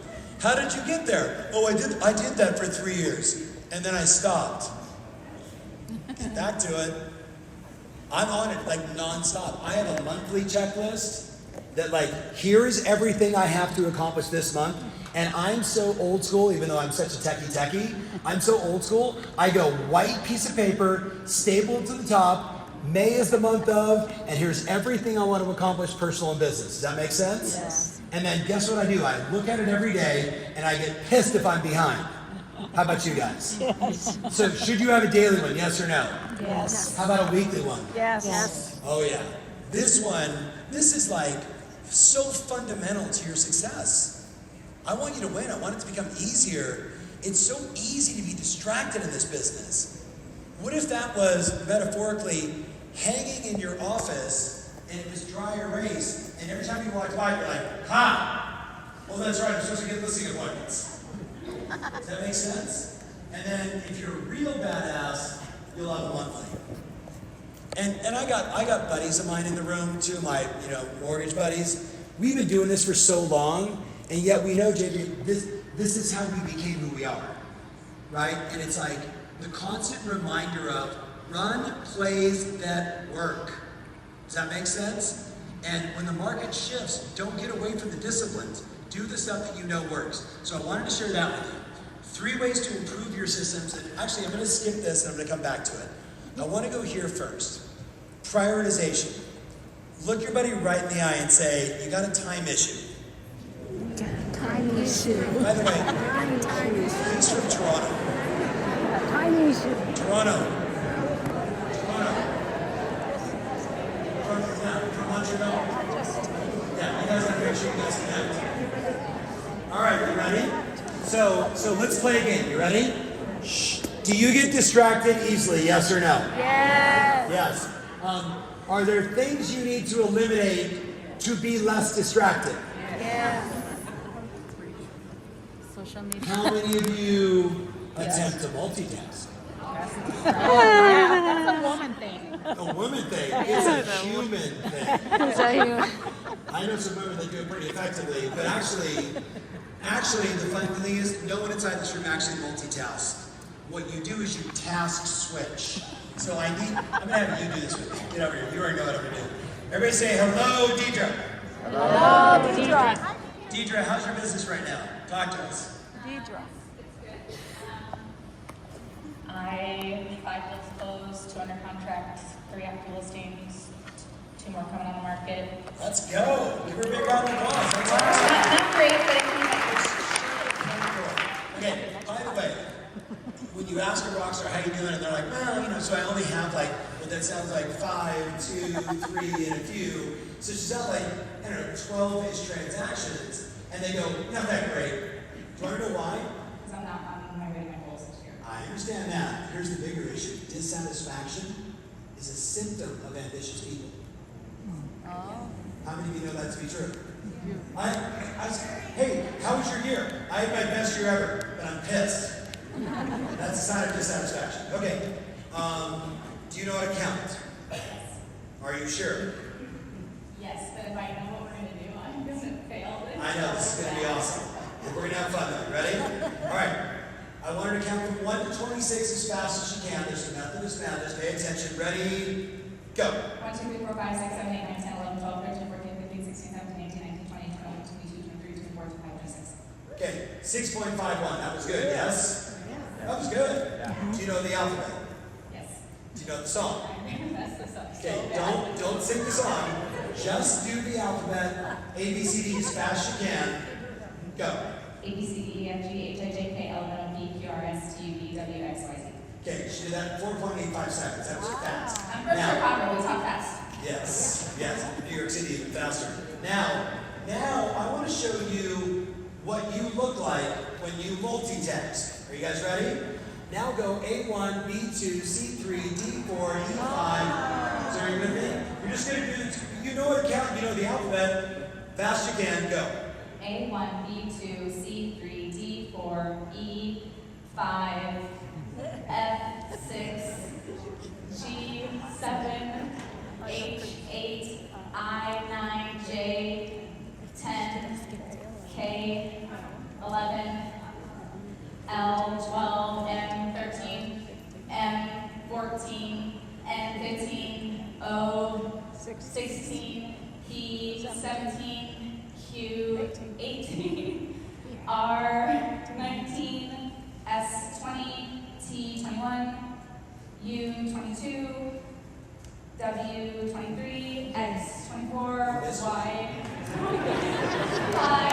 Z26. Yes!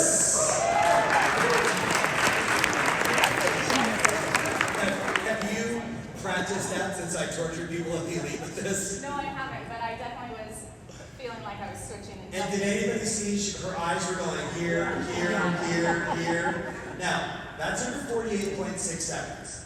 Now,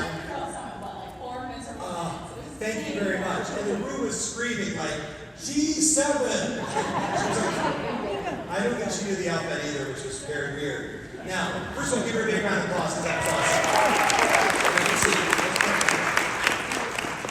So what you just saw is what I see the mistake that people make. They run a system like this. I need to write 10 note cards to my past clients. Okay, pull up the note cards. Hey, Sarah, how's it going? I haven't talked to her in a while. Maybe I should look at Facebook. Okay, Sarah, oh, that's right. Oh, look at that cat video. I should share that with my wife. How many of you know what I'm talking about? So the science actually says, no one can multitask. If I said to you, give me your parents' names, you don't go like, McClaughey, even though that was going to be Mike Claudia. You with me? You task switch, and when you task switch, you're 50% more likely to make errors. You did phenomenal. Yesterday when I was in Phoenix, the gal was literally, she did this. She went, A1, 2B, C5, and I was like, and the room is dying laughing. But so we saw this woman make these errors, right? Hotness over here didn't make the errors. It was just 40% less effective. It just took you way much, more time than it should have taken. Now, how many of you have heard of time blocking? So what am I telling you to do? Time block, right? We know that action, specifically distraction-free action, is what solves everything. So don't take a photo of that. You don't need that. You're going to get the slides. Any hockey fans here? Sorry for your loss, by the way. Hey, trust me, I know the peeps that own the Las Vegas Knights. I have friends that are investors, the whole 9 yards. Like, they're not happy. But you guys have done very well, so take your lumps. So let's just play a game. See all these things? All of these, this is the guy inside your office that always wants to hang out with you. This is your kid calling. This is your cell phone. That's Instagram. This is your email. Facebook. That's the stock market. That's your head is a scary place to be. This is you, and that is the only goal. This is what I need from you every day. You ready?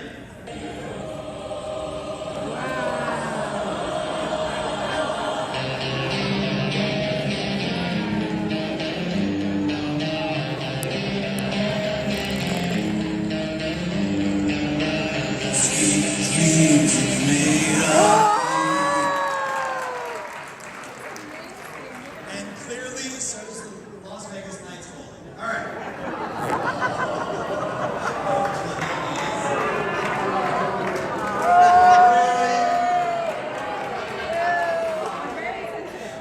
You're very sensitive. All right, I understand. Hey. You want to be sensitive? The president of my company is like a Chicago Cubs fan. Oh my God. I'm like, you thought about winning in the next 100 years? Probably not. So, I didn't succeed in life because I was more intelligent. I succeeded because I can focus for longer periods of time. Yes. Do you all listen to the Founders Podcast? Do you know the Founders Podcast? No. All right, me and you, Hotness. For the rest of you, you should write down the Founders Podcast. There was a podcast done about, and I'm going to screw his last name, but his first name is Haruki. He's a very famous Japanese writer. And in like 1974, as the story goes, he makes a decision after running a nightclub, a bar, work until 4 o'clock in the morning, clean up the bar, go home, sleep till 2 or 3, have lunch, go to the gym, that he would become a writer. And his wife, of course, said to him, honey, how are you going to do that while running a nightclub? And he said, excuse me, I think if I wake up an hour early, I can start to write. So he does. And he wakes up an hour early, a little tired, and he writes, and he writes, and he writes, and he writes, and he writes, and he writes. And then what's fantastic is, as he's getting near the finish, and it takes him like a year to write this book, and it's a novel, and it actually is spectacular. As he's finishing this work, he's so proud of the fact that he just got up an hour earlier to write. Wow. To actually say, if I'm going to be a writer, I have to be what? Right. By the way, if you're going to be a salesperson, you have to what? Sell. Right? So you get the connection. So he gets up an hour early, he finishes the novel, and then he's reading, it's like 1975, he's reading the newspaper, and in Tokyo, he reads that they're doing a challenge for all new writers. Submit your work, and we will publish one that we feel is the best piece, and then we will publish it, we'll make you a star. And it's 1975. He takes his only copy of the handwritten work and he mails it in. I know. Think about how crazy that is. Oh, no. Some of you won't even leave your house without your cell phone. He wrote the masterpiece and mailed it in the only copy, and then he forgets about it, and like 6 months later, he gets a letter in the mail. Congratulations, you've won. Now remember, he's still working from call it like 5 o'clock in the afternoon till 4 o'clock in the morning, and I'm going to be a novelist for the rest of my life. I'm going to sell the nightclub. She's like, can't you just have somebody else run it? Like, you're getting rid of the steady income. He was starting to get money for the book sales. He's like, no, I'm going all in. But then he said, here's what I have to do. I've got to completely switch my schedule. If I'm going to be a writer, I have to write for 3 hours a day. Every one of you in this room knows you have a natural tempo to your body and your energy, yes? You know, some of you are great at midnight, some of you are like dead asleep at 9 o'clock. Some of us are really creative at 10 o'clock in the morning, it's like 1 o'clock, then we eat the wrong food, we bonk out. But everybody knows, right? You all know you. He says, I'm an early riser, which is weird because he was never. And he says, I'm going to get up and I'm going to start. And he would, drink like 15 cups of coffee, and now he's sitting at the typewriter, and he would write for 3 hours. 7 months later, he wakes up and he's like, I put on 35 pounds. Do you know what I mean? Because he just sat there and typed. And, and by the way, chain smokers who smoke like, 400 cigarettes in like 14 seconds. And he says, then, coffee, smoke cigarette, right? And then he's like, okay, this isn't working. He says to his wife, as he's getting, heavier and heavier, more unhealthy, I'm going to start to run. So what does he do? He wakes up the next day and he says, now I'm going to schedule time to run. Now the first run, as he describes in the book, was basically painful. You with me? He's smoking, like 4 packs of cigarettes a day. He's drinking all this coffee. He's sitting stationary all day long writing. So he says, I go for this run, and I'm like a half mile in. I'm miserable. So what did he do? What did he do? He stopped. What did he stop? Smoking. Like this. No more smoking. I have to maintain mental and physical health if I'm going to write and do what I have to do, because back then we didn't have stand-up desks and, you couldn't go into your plot and just talk it out and have it all be transcribed. He was going click, click, click, click, click, ching, click, click, click, click, click. You guys with me? And he said very famously, if you don't control your time and your energy, you will live a miserable existence. And when I read that, I was like, oh, damn. And now, he hasn't written more than maybe 22 novels. But his novels are some of the most commercially successful books that have ever been written throughout Japan. Has anybody been to Japan? The rest of you should all go. It's awesome. People, food, culture, discipline. They make the Swiss, has anybody been to Switzerland? They make the Swiss look like they're Italian. No, I'm married to, no, bibbidi bobbidi boo. My wife couldn't be on time for life ahead of it. And the last time I was in Tokyo, we're standing there and I'm like, hey, so will the train be late? And she says, oh, last year, 1 minute. And I was like, oh, the train last year was late by 1 minute? No, last year, all trains, 1 total minute. I was like, oh, they track and measure that shit. Are you with me on this? Yeah, now, try a train in Italy. Right? Yeah, so very quickly, systems over memory. We know we're not thinking big enough. Here's what I want you to do, you ready? The number one reason why most small businesses fail is a lack of a system for managing their money. How many of you guys know this to be true? I want to make the investment in my business, I want to do this, but because I didn't manage it well in my time or my marketing 6 months ago, now I can. How do we solve that? Take photos of these 3 things. This is probably my most watched video on YouTube. Easily my most watched video on YouTube, and I'm seeing a lot of people nodding their heads. 15, 18,000 or whatever million views, what not thousands, million views. So what I basically said was, let's just do an analysis of how most agents operate.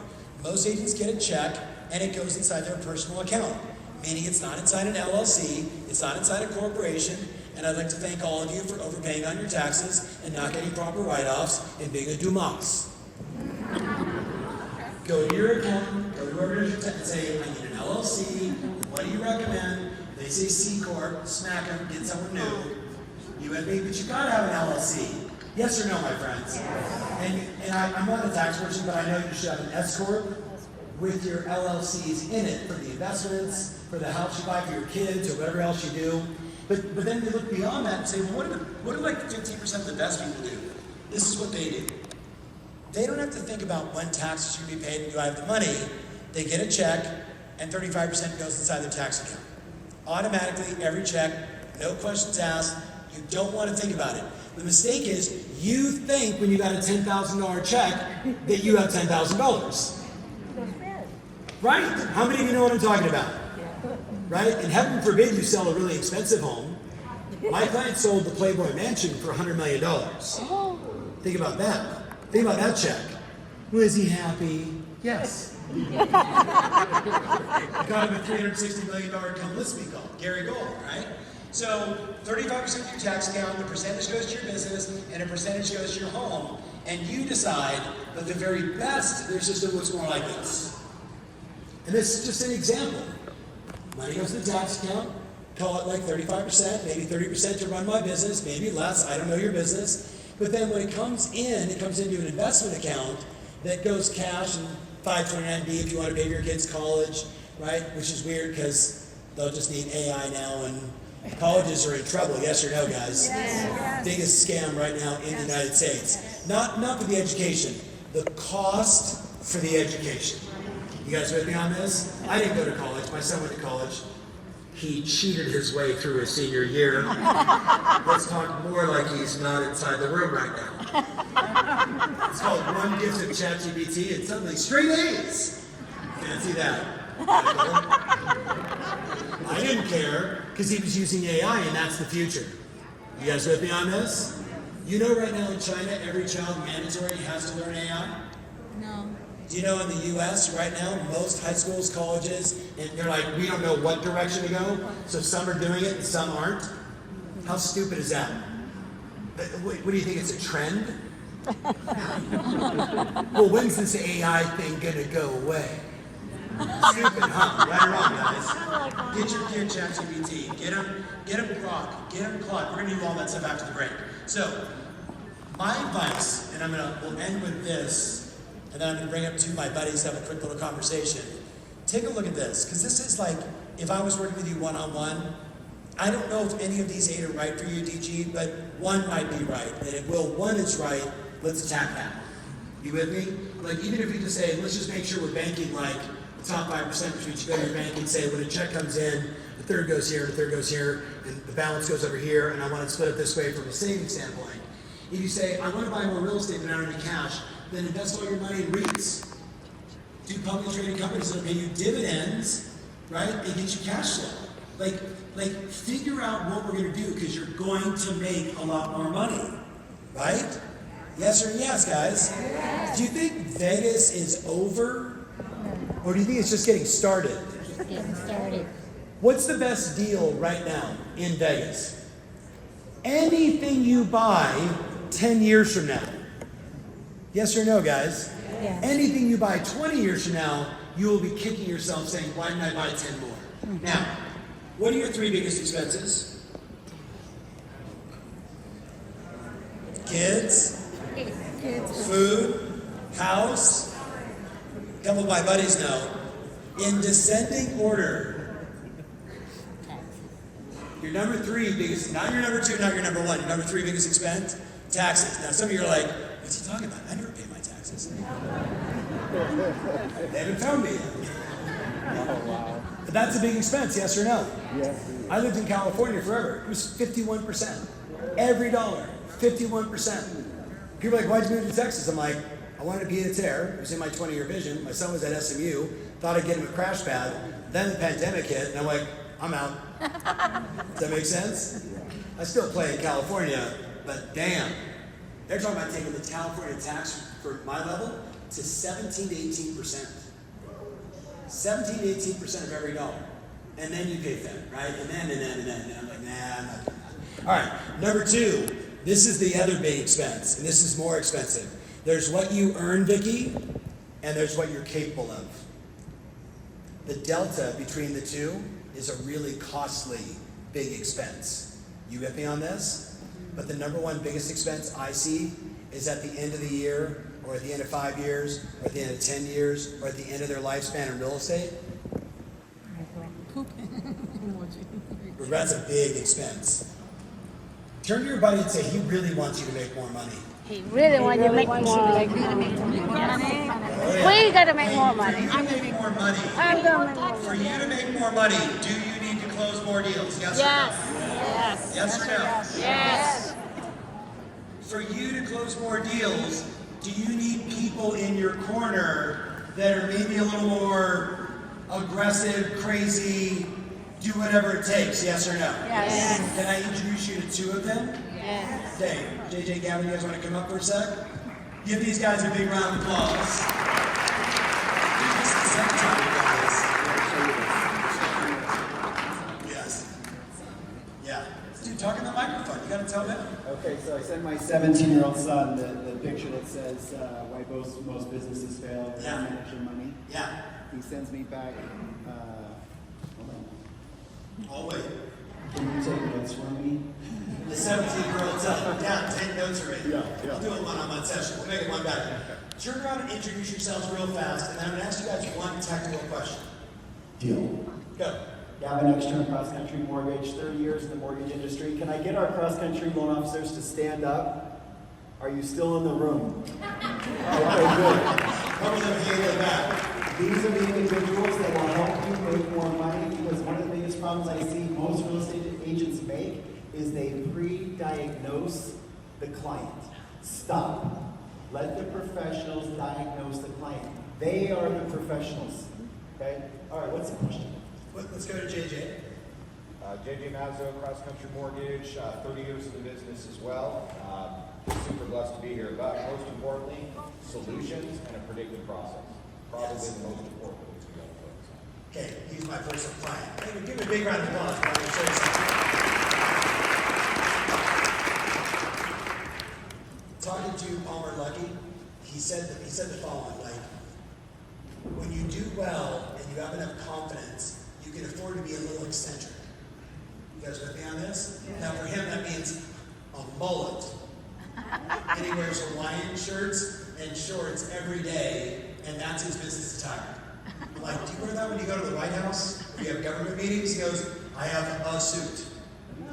What I love about these guys is you can be whoever you want to be, and if you do the right shit and you work hard, you take care of clients, you can do whatever you want. Yes or no, my friends?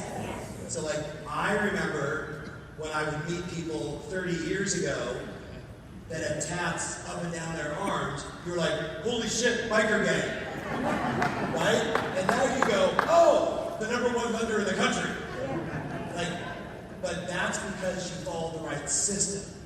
So, condos are hard here. Condos seem to be hard everywhere. What is one thing you guys can do that the average person can't? So, because we talk about this. All my title partners, so they know I love them inside this room. Title is a commodity, escrow is a commodity. A mortgage is also a commodity, right? What's the thing that you do that's different, so at least they should be, if they wanted to talk to you guys, they could say, oh, let's talk about that. Yeah, I think that when we go back to solutions, we talk about our non-QM products, and basically we do 60% exceptions. So a lot of people do what we would call a non-qualified mortgage, anything that's outside the box. So when we talk about condo hotels, non-warrantable condos, we love those. And of those that we have guidelines for, 60% exceptions. So even when it says no, we can get yeses 60% of the time, having internal talks with underwriters. The other thing too Hold on, is that good, guys? Yeah. Because deals get lost every single day. I used to say all the time really fast, Gavin, that like my wife, when she was selling houses, she had her A paper easy, I'll put 30% down, like a 740. But then for most of her clients, she needed like the other lender. You guys with me? I'm not saying they're the other lender, but they have the product of the other lender. Because you guys do the easy ones and the hard ones. Same question, Gavin. Yeah, so the other thing too is non-warrantable, right? Don't read the book by its cover. Let us dive in, because a lot of the situations when you think the condo is non-warrantable, it's not. So we can fix that. There's solutions that we have, even going Fannie, Freddie, FHA, we do spot approvals, but it's a big opportunity that a lot of agents are missing out on. And so we want to bring that solution to you. 100%. You guys have been awesome. We just created a partnership, December of last year. Now he's my personal client, so we're working together. Can we give them a big round of applause and just be open? Yes. Along with the excitement. And be open to their conversation. Everybody's got a partner, but I need to do something first. Ready? Because we're gonna go. It's gonna be such a radical shift from everything else we're talking about. I want you to write down right now what are the 4 to 5 most important actions you want to take. From you got just take a minute. Go through from the beginning of all your notes. What did you write down in your phone? I got rockstar clients inside the room, right? Maybe and listen, all of you, listen to me. It's not what I say or Christy says or Jimmy says. It's we plant a seed, Tommy, and you go, God, I gotta call my mother and say I'm sorry, and I gotta send it. You know what I mean? Like, you have this great conversation in your head. Write out those 4 or 5 things. Do it right now. What are the 4 or 5 most important things so far?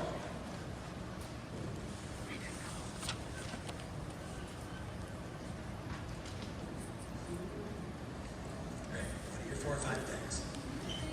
Was there a marketing piece you saw from Jimmy that you know you want to use? Yeah, all of it, right? Hey, and I'm assuming a whole bunch of you and Jimmy, you did you scanned the listing leads, the 1-week trial, yes? Okay, in the 1-week trial, what you're gonna see, just moving some slides, it's just one thing. Here's Monday, Tuesday do this, Wednesday do this. Pay special attention to that, because that makes it easy. It's all about easy action. So what do you got? Keep writing. In this nonsense?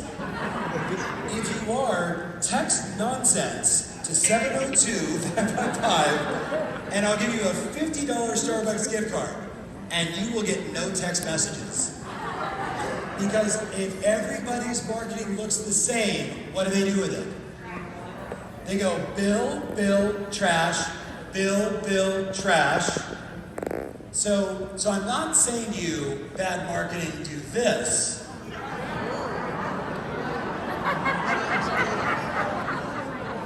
That's real. Guys, Todd Pavetti, DRE number 02315. Yes, look at those thighs, yes. Yes, yes.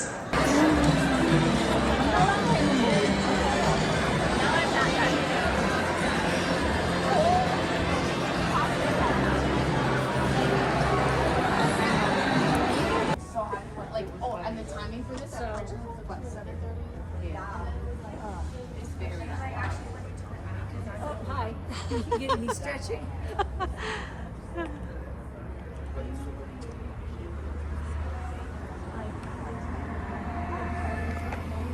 You're really learning how to use that thing, huh? Interview her. Yeah. Not an hour.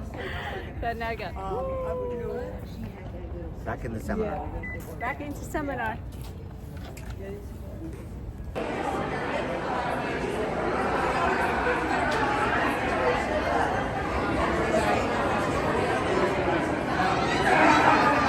To search for a restaurant, I no longer go to Google. You guys with me on this? And it's on my phone. I didn't delete it entirely, but it's like 5 swipes to the right where I never go. Does that make sense? So it's like my backup when I get on an airplane and I'm like, oh, I want to get Wi-Fi. You guys with me? And I got to go through a web browser, and it's so archaic and it drives me nuts. So ready? Search perplexity. Perplexity. Absolutely hands down the best search. Searching the internet, they're growing like a rocket ship. Multi-billion-dollar valuation already.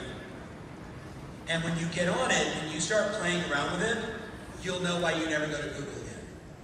Like Chrome, you guys would you'd be like, this, right? Like, who cares? I like all the Google Suite products, but the search is just, it's amateur hour compared to Perplexity. If I want to do research, I use Grok. G-R-O-K. Grok. G-R-O-K. We're going to talk about all these today. If I want to do research, I do Grok. So Grok is owned by who? Elon Musk, and it's associated to what? Twitter. X.AI, formerly known as Twitter. So what's funny is, when I say that, there's always someone that gets, I don't like Elon. Could you imagine what my dad would say about that? After he punched you in the head? He would be like, do you think Elon cares? Now, full transparency, not that it makes any difference because I got in very late. I'm an investor in Grok, I'm an investor in Perplexity. I tried to invest in ChatGPT and I couldn't. You guys with me? But I'm an investor in a lot of these companies. But look up here. I don't get a toaster if you download a free app. You guys with me? I invested because my banker called and said, would you like an opportunity to invest in this? And my response was, yes. You guys with me? They did $1 billion raise in days. AI. They raised $1 billion in 7 days. And I said, I'll give you this much money. And they're like, we can only accept this much because we're super oversubscribed. So it's not like, oh, I'm an investor, so I love it. I loved it, and then I got a chance to invest. Big difference. Now, in addition, obviously, my clients, many of you, you'll all download Revy. I gave you 30 days access for free. You're going to want to play around with it. It's the smartest real estate AI you will ever find, and it is bananas. So I want to start with a couple things. How are you guys using AI now? Are you typing in, give me 5 video things that I should shoot? Do you have it write your emails? Yes or no?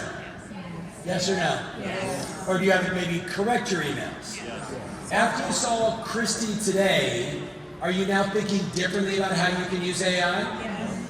So let's play a game. You ready? I'm gonna jump through a bunch of my slides, but I want to find something specific. You ready? I want you to go to whatever your favorite AI is right now. Don't take a photo of that. We're actually gonna do it. I want you to open up ChatGPT or Grok or whatever you have on your phone.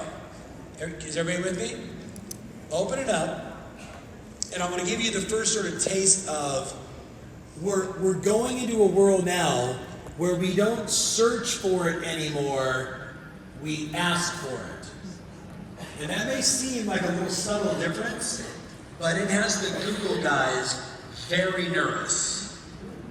Sergey, co-founder of Google, is back in the office 5 to 6 days a week right now. The guy's worth $35 or $40 billion. He doesn't have to work ever again. But he is working right now on over 1,100 AI applications that they want to release in Google. You guys with me? Mark Zuckerberg announced a minimum of $500 billion investment by the company into Meta to improve their AI capabilities. Because nobody wants to get left behind. You guys with me on this? Do you want to get left behind?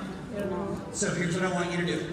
I want you to type in, tell me about your name at your company in your city, and then don't hit enter, then ask each one of these questions. Have you done this? It is such a scary exercise. Do it. Do it.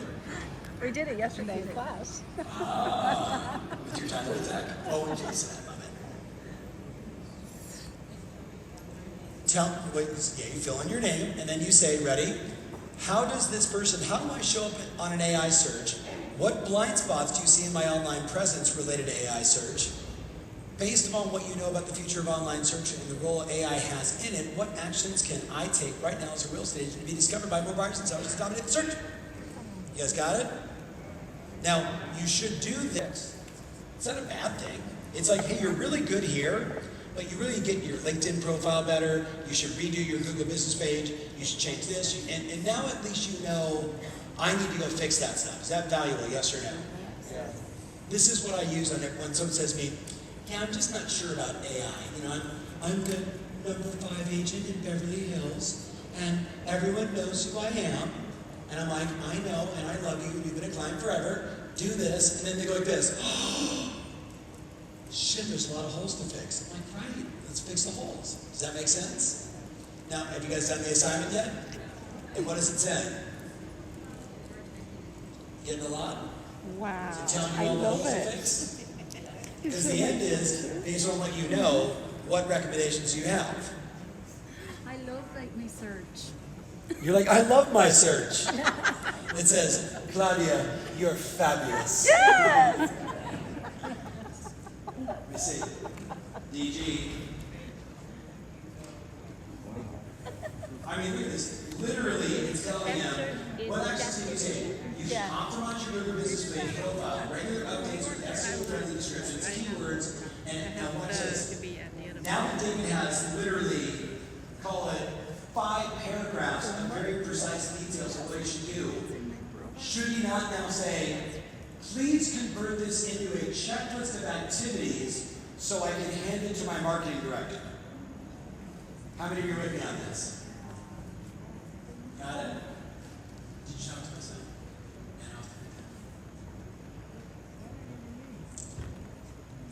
I see you signing up. Good job. Good? One? Okay, you ready? Now type this in. Just in ChatGPT or whatever you're on, Grok, Perplexity, it's all the same. Start a new one. Don't do it in the same one. That one's now saved. You can look at it later. Now just ask this. I want to sell my home in, name your community. I want to sell my home in, and then name your community. I want to sell my home in Highland Park. I'm making that up in Dallas, Texas. I want to sell my home in Highland Park. Who are the top agents I should interview? And hit enter. I want to sell my home in your city where your home is. Who are the top agents I should interview? And why? And hit enter and see what happens. And by the way, the experience is really different on Perplexity than it is on ChatGPT and Grok. Okay, so I'm going to give you the 4 steps and then 2 advanced. And for all my AIM clients, pay attention that are working with Jason. So I need you to go to a blank piece of paper, and I'm going to, there's no slides. I'm just going to go bing, bing, bing, bing, bing. I'm going to give you the order. You ready? First thing you need to do is you need to go to a site. Don't look at the slides. I'm just going backwards to get me back where I was. First thing I want you to do is I'm going to type or write down answerthepublic.com. How many of you know that site? Okay, I love you. If I go to answerthepublic.com, so below answerthepublic.com, you guys write that out? What do you think happens when you go to answerthepublic.com? What do you think the focus of that website is? It will tell you the questions on people's minds on, ready? Google, YouTube, Instagram, TikTok, Amazon, and a few others. So it's going to extract all of the search questions. How do I find out what's the best? Who's the best? If I needed to do this, what do I do that? Now, when you go there, if you've never been there before, some of you in the room have, I would type into the search bar 4 or 5 things. You guys want them? Okay, so just write down in search bar one at a time. The first one I'm going to do, Tommy, is I would type in buying a luxury home in Vegas. Then you can go Summerlin. You can type in very specific, right? Toronto, right? On this side versus that side of town. Is everybody with me? Yeah. And what it's going to do is it's going to scrape all of the internet, including Instagram and TikTok and all these other sites and YouTube, and it's going to say, here's the 740 variations of questions that people are asking with those keywords in it. Is everybody clear? So somebody tell me, what did I just tell you? You're gonna type in, selling my luxury real estate, buying a luxury home in, and you're gonna hit the button search, and it's gonna go like this. It's gonna show you this like mind map of all of the questions that they're asking. And you'll see questions that are close, but they're being asked enough online that if you actually went there and searched, you won't find anybody giving a precise answer. What are we going to do? We're going to provide precise precise answers for every one of those, and I'll tell you how. And you don't have to do any of the work. You guys down for that? Who would like to have all of it done by someone you know and love who will do it for free? Maybe for food. It's called your children. Because they're going to go, oh, Mom, no problem. Here you go. And then you just want it done, right? You don't care how it gets done. So what was the first one I gave you? You're doing a search warrant. What is it? What was it? Buying a luxury home? How about selling a luxury home in? You guys with me? Could I also do another one called first-time buyer in? Could I do one that says investing in? Buying investment properties in? You guys with me on this? And once you're in it, you're going to realize, oh my God, I can type in anything I want. And it's going to extract, whether it's 18 questions or 18,000 questions, you know, again, a more popular search term, right? It's going to give you every variation of the questions that they're asking. Now the question is, what do we do now that we have the questions? We answered it. Well, you answer it? You AI have no time for that. You download First it. of all, you're going to hit a button called Download. Convert this to an Excel file on the site. And it's going to go, here's your Excel file of every variation of every question, all the things that you want. And then, you guys ready? So that's step one. You want step two? Give Grok or Perplexity or Revy or ChatGPT, whichever one is your favorite. It's like, what's your favorite CRM? Who gives a shit? The one you use. You with me? So, you know, just pick the one that feels right for you and like test drive the car and go. And I'm going to go in and I'm going to say, ready? I'm in Perplexity. And I say, act like the smartest real estate professional on the planet and answer this question as a headline and then give me a 300-word, precise, detail-oriented answer to the question in my market. And what does it do? And what did you just write? A blog. You just wrote a blog. Is everybody clear? Now the prompt, once again, is, and by the way, I'm going to give you guys all the prompts. So, but just the prompt is, act like the smartest real estate person on the planet and answer this question in 300 to 400 words, bless you. And what if Jessica, sneezy, what if you also said, and make sure you optimize it for search engine optimization. And then it wrote the blog for you. Am I speaking English? Yeah. And then it goes like this. Bang. Now, what do? Okay, how many of you have children? Raise your hands really high. Do you like them? Yeah. Do they need food or money? Oh, food or money. They need both? Hey, I got a job for you. Right? Now, if they're like 18, you go, look, there's a bag of weed, just do this, get high. Don't do that. They'll be doing it anyway, but you know, you just say, look, hey, I'm gonna give you $100, this is what I want done. And they will literally take as many of those questions as you want and develop as many blogs as you want. I think you should start with 300 or 400. What do you guys think? Yep. What do you guys think? They're gonna go like this. Copy, paste the prompt. Here's the question, click, save. That's all they're gonna do. Copy, paste prompt, save. Copy, paste prompt, save. And it's gonna write blog after blog after blog after blog. Now, that's step 2. Get the content done. What do you think step 3 is? No. Read the blog. Thank you. Read the blog will to ensure that the tone sounds like you and that there's no mistakes. You guys with me on this? How many of you are with me? By the way, before we're done, what if I told you once the blog is done, you could put it into Claude and say, turn this blog into beautiful graphics and give me, for example, if there's numbers, create graphs, create visuals to support the blog.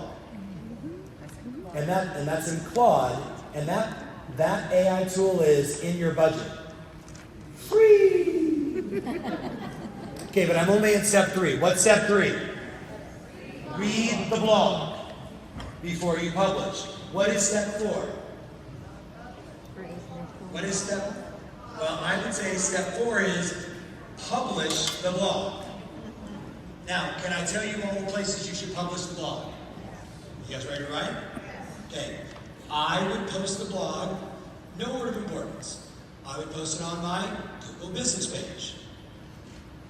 Google will love you, and you will get more free inbound leads from that. So Google business page. Should I also take a provocative photo, or that's different now that you think about it. Not that provocative. Should I take a thumbnail of the question? Yes. The question that the blog is answering, post that on the Facebook, and then publish the blog below it. What do you guys think? You guys got it? So on my Google business page, on Facebook, with a photo caption and then below. Should I also maybe put it on my website? What do you guys think? Yes. So far we have what? What's number 1? Google business page. What's number 2? Facebook. What's number 3? Your website. Ready? LinkedIn. Number 4, LinkedIn. Number 4 is LinkedIn. But Tom, I never go on LinkedIn. It doesn't matter, because on LinkedIn, who goes to LinkedIn? Professionals that either are changing careers or moving to say, I'm going to Nevada, who do I know that's in my network? You with me? And if they start searching Nevada, buying a luxury house in Summerlin, buying in this subdivision, don't you want to show up? Yeah. That's what I'm trying to accomplish. Does that make sense? Yeah. How many of you know this to be true? If I read enough information from an expert, they become the expert. And then I'm more inclined to reach out to you, Jefferson, and say, I read 4 or 5 articles, I was on your Google business page, we're moving into town, would you like, we're looking for this, and will you help us? Are those calls okay to get, yes or no? So what if I told you, I'd like you to do 1 of those a day, 5 days a week, for the rest of your life? Okay. 1 a day would be great. Who's aggressive in the room? Do 3 a day. 3 a day on your Google business page, 3 a day on LinkedIn. You can go to 5, but at a certain point, it's not that it gets overwhelming, but just hear me out. I found that 3 a day seems to be the number. 3 a day on my Google business page, 3 a day on my website, not 3 a day on Facebook. Is everybody with me? Not 3 a day, because then your friends will be like, I got it, Q&A-er, okay. But 1 is fine, then the next one should be like you and your dog, right? And they'll be like, oh. Business page, your website, LinkedIn, 3 a day. Has everybody got it? Yes or no? Yes. Now, I'm telling you right now, a buddy of mine, Chase Hughes, said the following to me. He said, discipline is prioritizing the needs of your future self today. You guys hear that? Discipline is prioritizing, because when he said it, I'm like, oh my God, yes. I promise you, when you do this for about 60 days, you're going to send me a DM going, next time you come to Vegas, don't tell anyone about this. Because that's how good it is. You with me? You're going to crush organic search. So that's the first 4 steps. Answer the public, ask them a few questions, CSV file or Excel, get all the questions. Then I'm going to take 1 at a time, and my 9-year-old is going to prompt it and create blogs.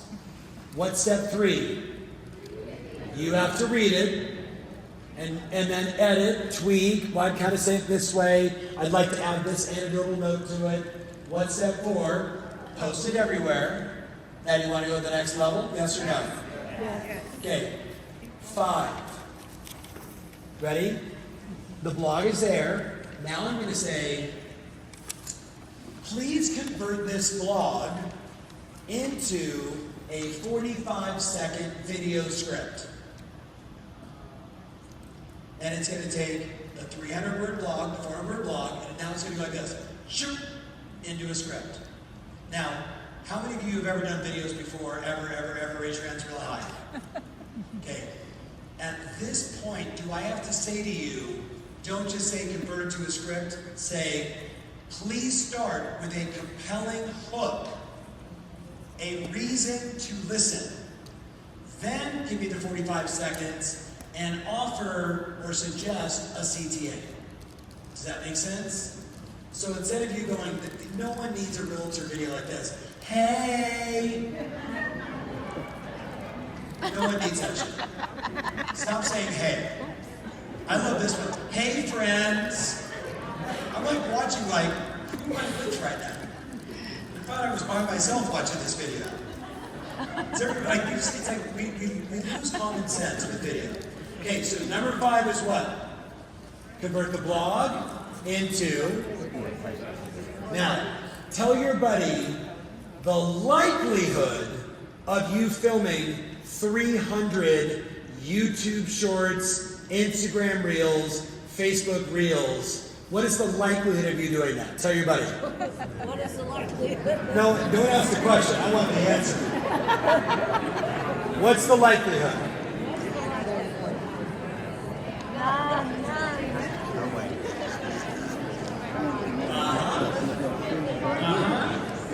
Let's go to it. Not this. Hey, Jen. Don't give away my thunder. It is alarming. Okay, by the way, really quick, guys, look up here. Shh. Now, some of us were OGs. I do this all the time. Blah, blah, blah, blah, blah, blah, blah, blah, blah, blah, blah, blah, blah. And my team's like, how do you do it in one take? I'm like, because I've shot 17 million videos. So I write out the script, I role play it a couple times, and I love like just the organic walking through the hotel, blah, blah, blah, blah, blah, blah, blah, at the open house. Oh my God, you've got to see this bathroom. You with me? I love that kind of stuff. But some of you just lack the confidence or creativity, so you go like this. I'm going to put it in the teleprompter, and I'm going to read the teleprompter, and that's okay. But the problem is, if your eyes aren't staring directly at me while I'm watching and you're reading the teleprompter instead, but what's cool is, with captions, big view, or descript, it will move your eyes. Is everybody with me on this? So if you're an OG, before I show you the advanced version, watch this. Look at his eyes.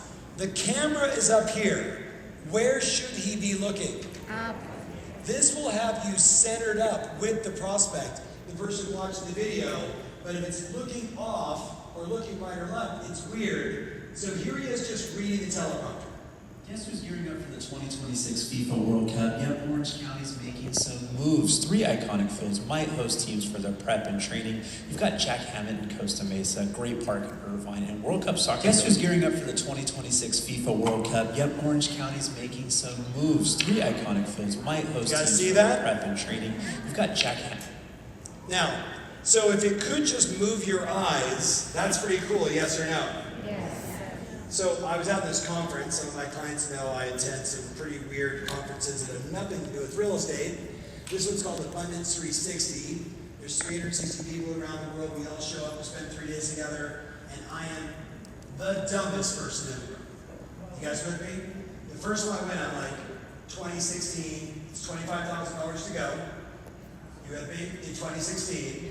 And I thank God, because I'm locked in and have been multiple times, I only paid $25,000. My son Michael was with me. The CEO of HeyGen was there. Do you guys know the company HeyGen? Yes. So here's the future. You ready? The future isn't teleprompter. Write down H-E-Y-G-E-N. H-E-Y-G-E-N. And Michael, Peter Diamandis, has now connected me with the CEO of HeyGen. So watch this, guys. Here's what you do on HeyGen. You're like, you do this. You say, I don't have time to do videos.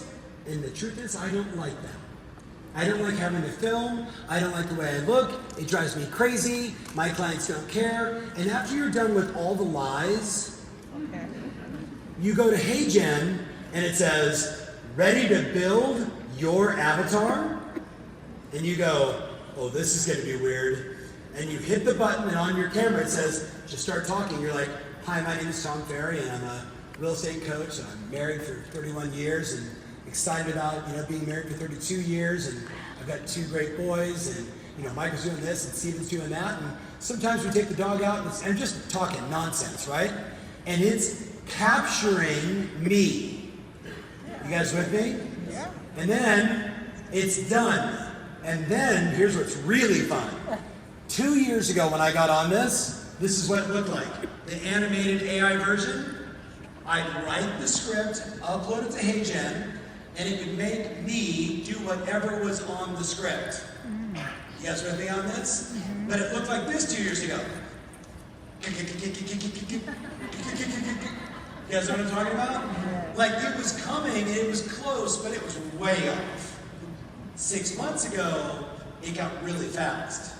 When I saw him last, it now looks like this. Hi, I'm Tom Ferry. Thanks for coming to my website.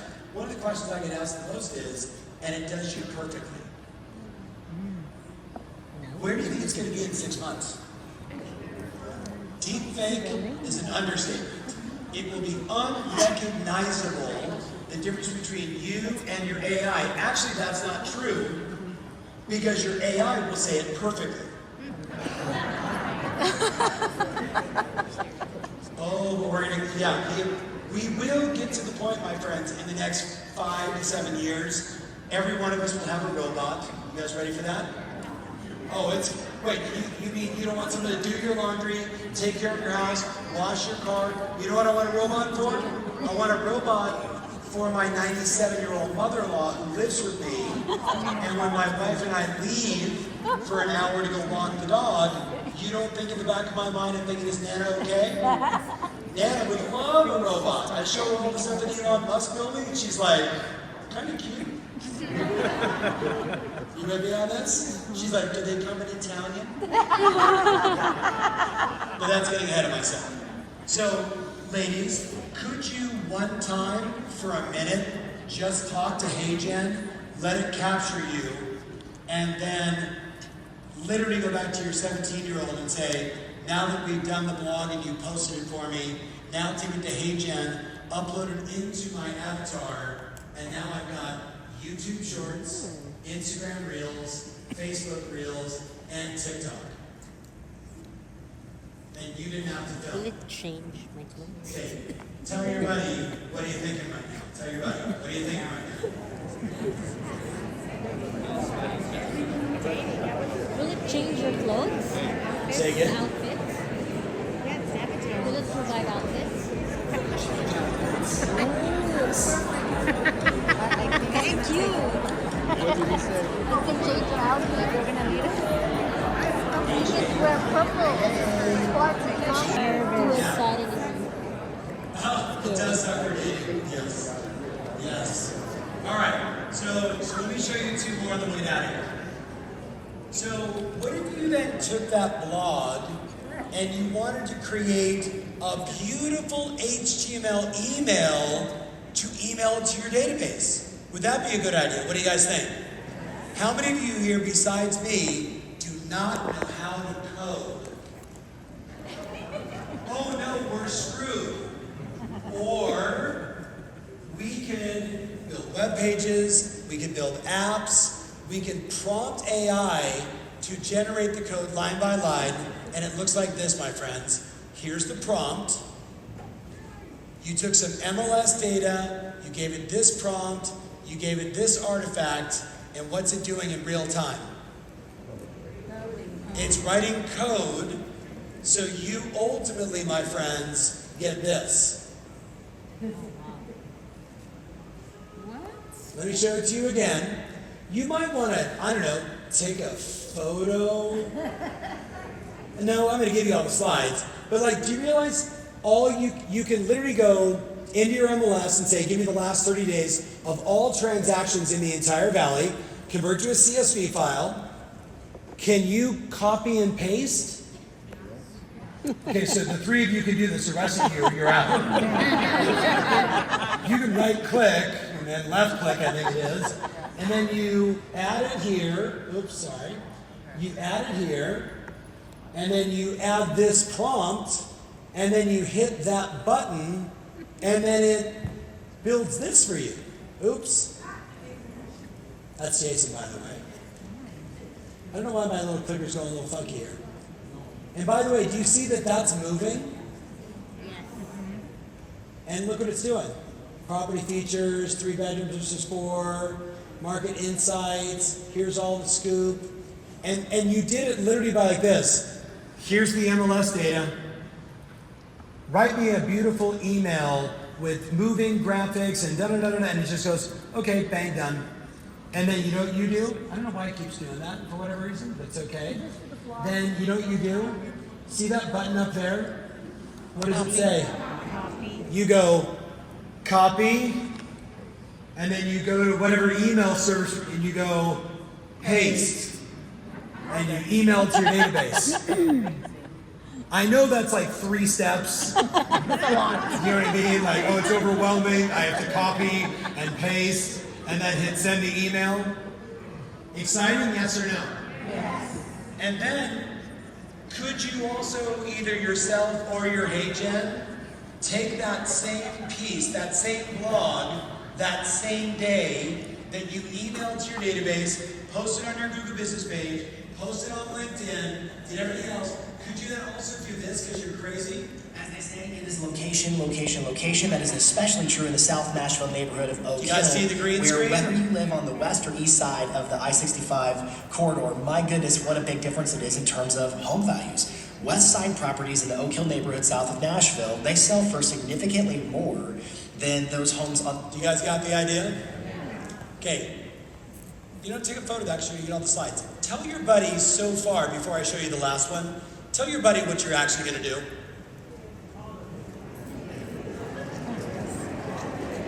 Okay, hold on. You should start with, this is where I'm going to go on the access graph, 7 to find my way to the F around. So tell your buddy how much you're going to find out by F'ing around. Tell your buddy. 10. I'm behind. You got it? My brain is overloaded. I know. It's exciting, isn't it? All right. Again, here, let me give you the last one. You ready? If I told you in 2004, I'm going to be like 2 minutes late. Is that okay, guys? Like 402, 403. In 2004, I launched my company with my wife. My son Michael in the back is 4 years old. Steven's 2. And the first thing I decided to do to launch my company is I decided I'm going to record a daily audio message. And I'm going to email it to all the people I have an email address for. And every day, so I'd be like, hey, it's Thursday, May 15th, whatever the year was. And here's what's going on, here's a script, here's an insight, here's an idea. And what I was doing is I was just putting out content in the only vehicle I had in 2004. Does that make sense? Facebook wasn't around yet. MySpace wasn't really there yet. So I'm doing this, and then I'm in 2007. And I'm now 3 years in to a daily audio recording, not a record 7 in a row. Every day, brush my teeth, take a shower, shoot, record the audio, and get it emailed out. And it's becoming wildly popular. I have like 35,000 people that are on the email list. It became super successful in the beginning. I'm on the golf course, and I see my buddy who has no personality, and the last thing I'm thinking is 4 hours with him on the golf course. You guys with me? But I see the guy behind him, and I go, hey, Ed, who's your buddy? And he's like, guy goes, oh, I'm David. I go, David, Tom Ferry. I go, how do you know Ed? We went to Harvard together. All right, smarty pants. What do you do now? He's like, I work for Google. And I go, oh, Bay Area, New York City, Sydney, where are you? And he goes, I'm in New York. And I was like, of course, you're a media guy. And he goes, right. And I said, what do you do at Google in New York City? And he said, and I quote, I run the homepage.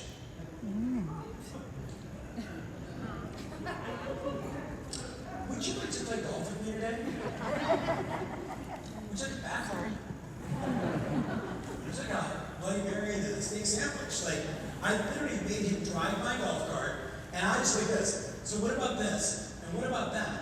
And he's like, so tell me about your business. I go, I do events, and da-da-da. He goes, do you create any content? I had never heard that phrase before. I was like, I actually record these audio messages. And the guy says to me, tell me more. And I go, every day, audio. He goes, how do you deliver it? I go, it's like an MP3 file, and they have to like open it up and listen to it. And the guy at Google goes, what you're doing is stupid. I wish you would talk about my work that way. I've been doing this for 3 years. And he's like, it's stupid. And now, first of all, what if I were to continue? What if I would, knowing what we know about podcasts, what if I would have continued? Yes. David left YouTube 5 years later, and I've run into him a couple times, and I'm like, knucklehead, I could have been Joe Rogan right now. Like, that shit's real. But you know what he said? I go, well, what do you recommend, Google guy? And he goes, well, we did just buy YouTube. And I was like, oh, Charlie bit my finger, dance guy. He's like, okay. And he's like, you should go home tonight, you should go get a camera. I'm going to date myself, so let's remember. So I went to Radio Shack. Ready? And I walk in and I'm like, I'd like to buy a camera. What kind of camera, sir? Not this one. You guys remember this in 2004? He's like, we got something you might be interested in. It's called a flip video camera. And I was like, how does it work? He's like, you hit the red button, you talk into the shiny lens, and when you're done, you hit the USB button and a thing pops out, and you upload it into your computer. And I was like, hold on, let me take notes. And then all my early shows on my first channel in 2007, all my shows start like this.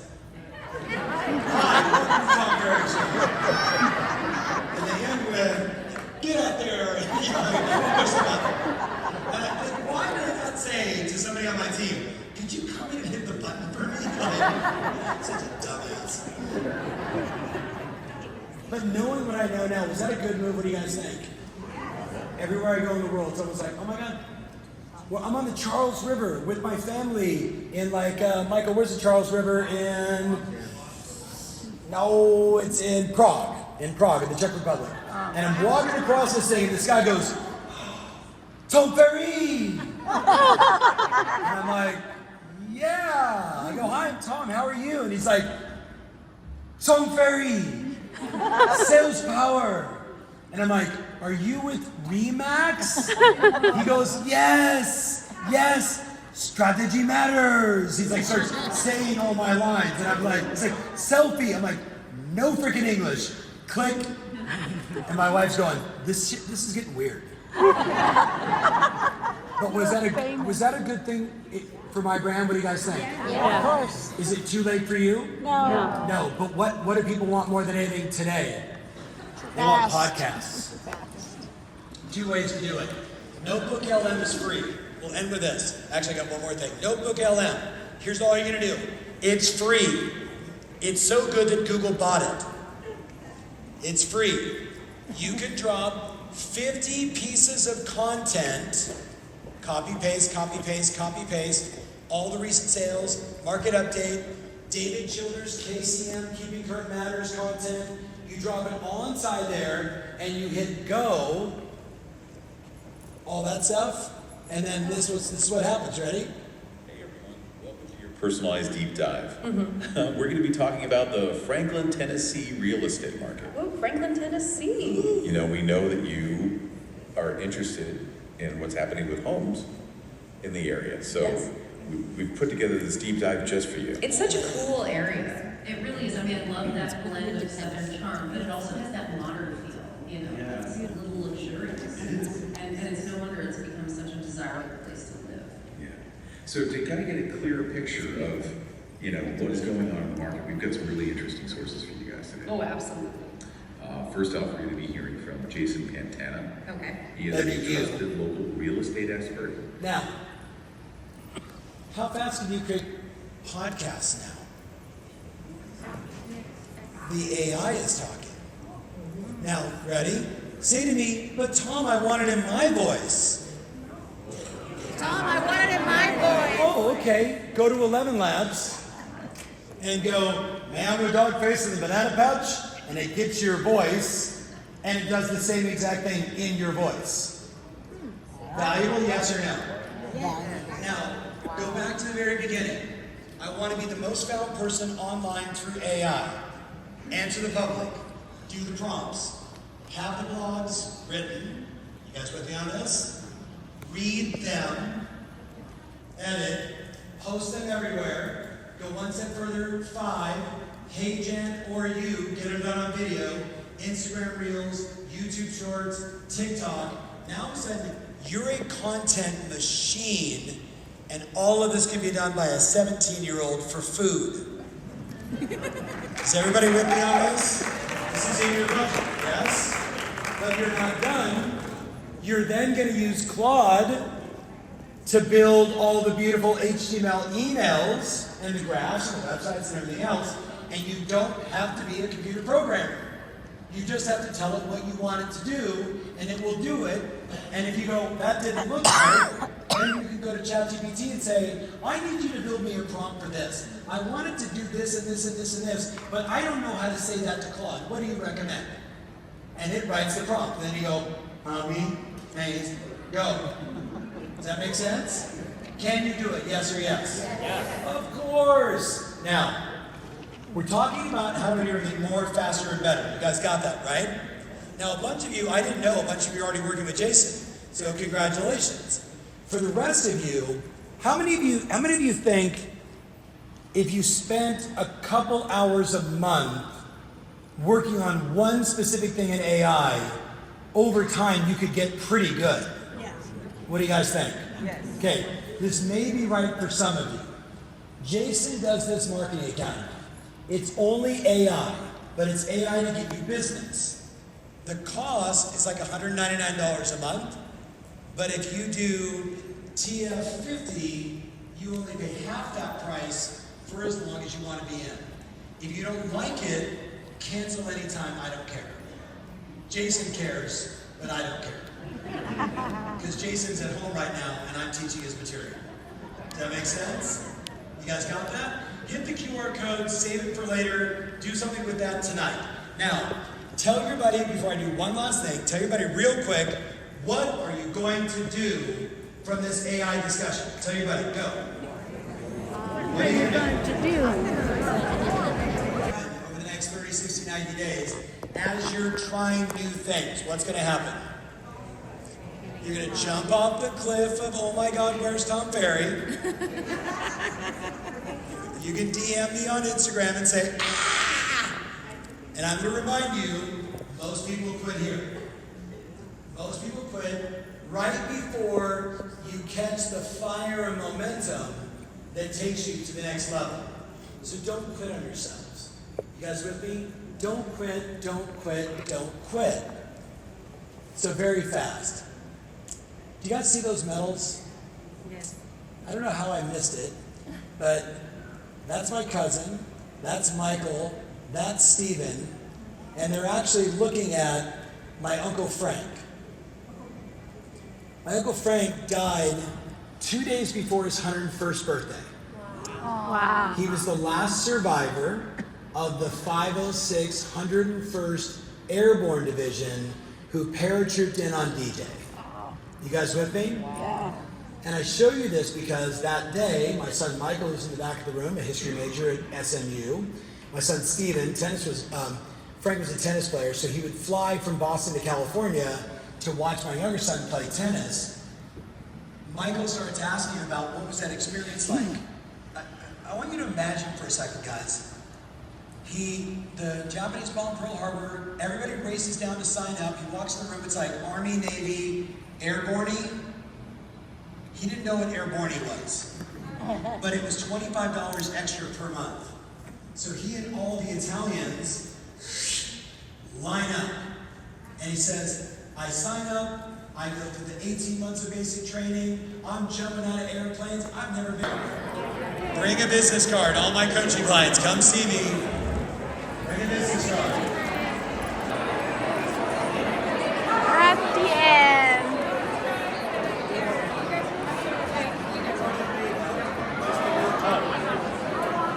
Okay,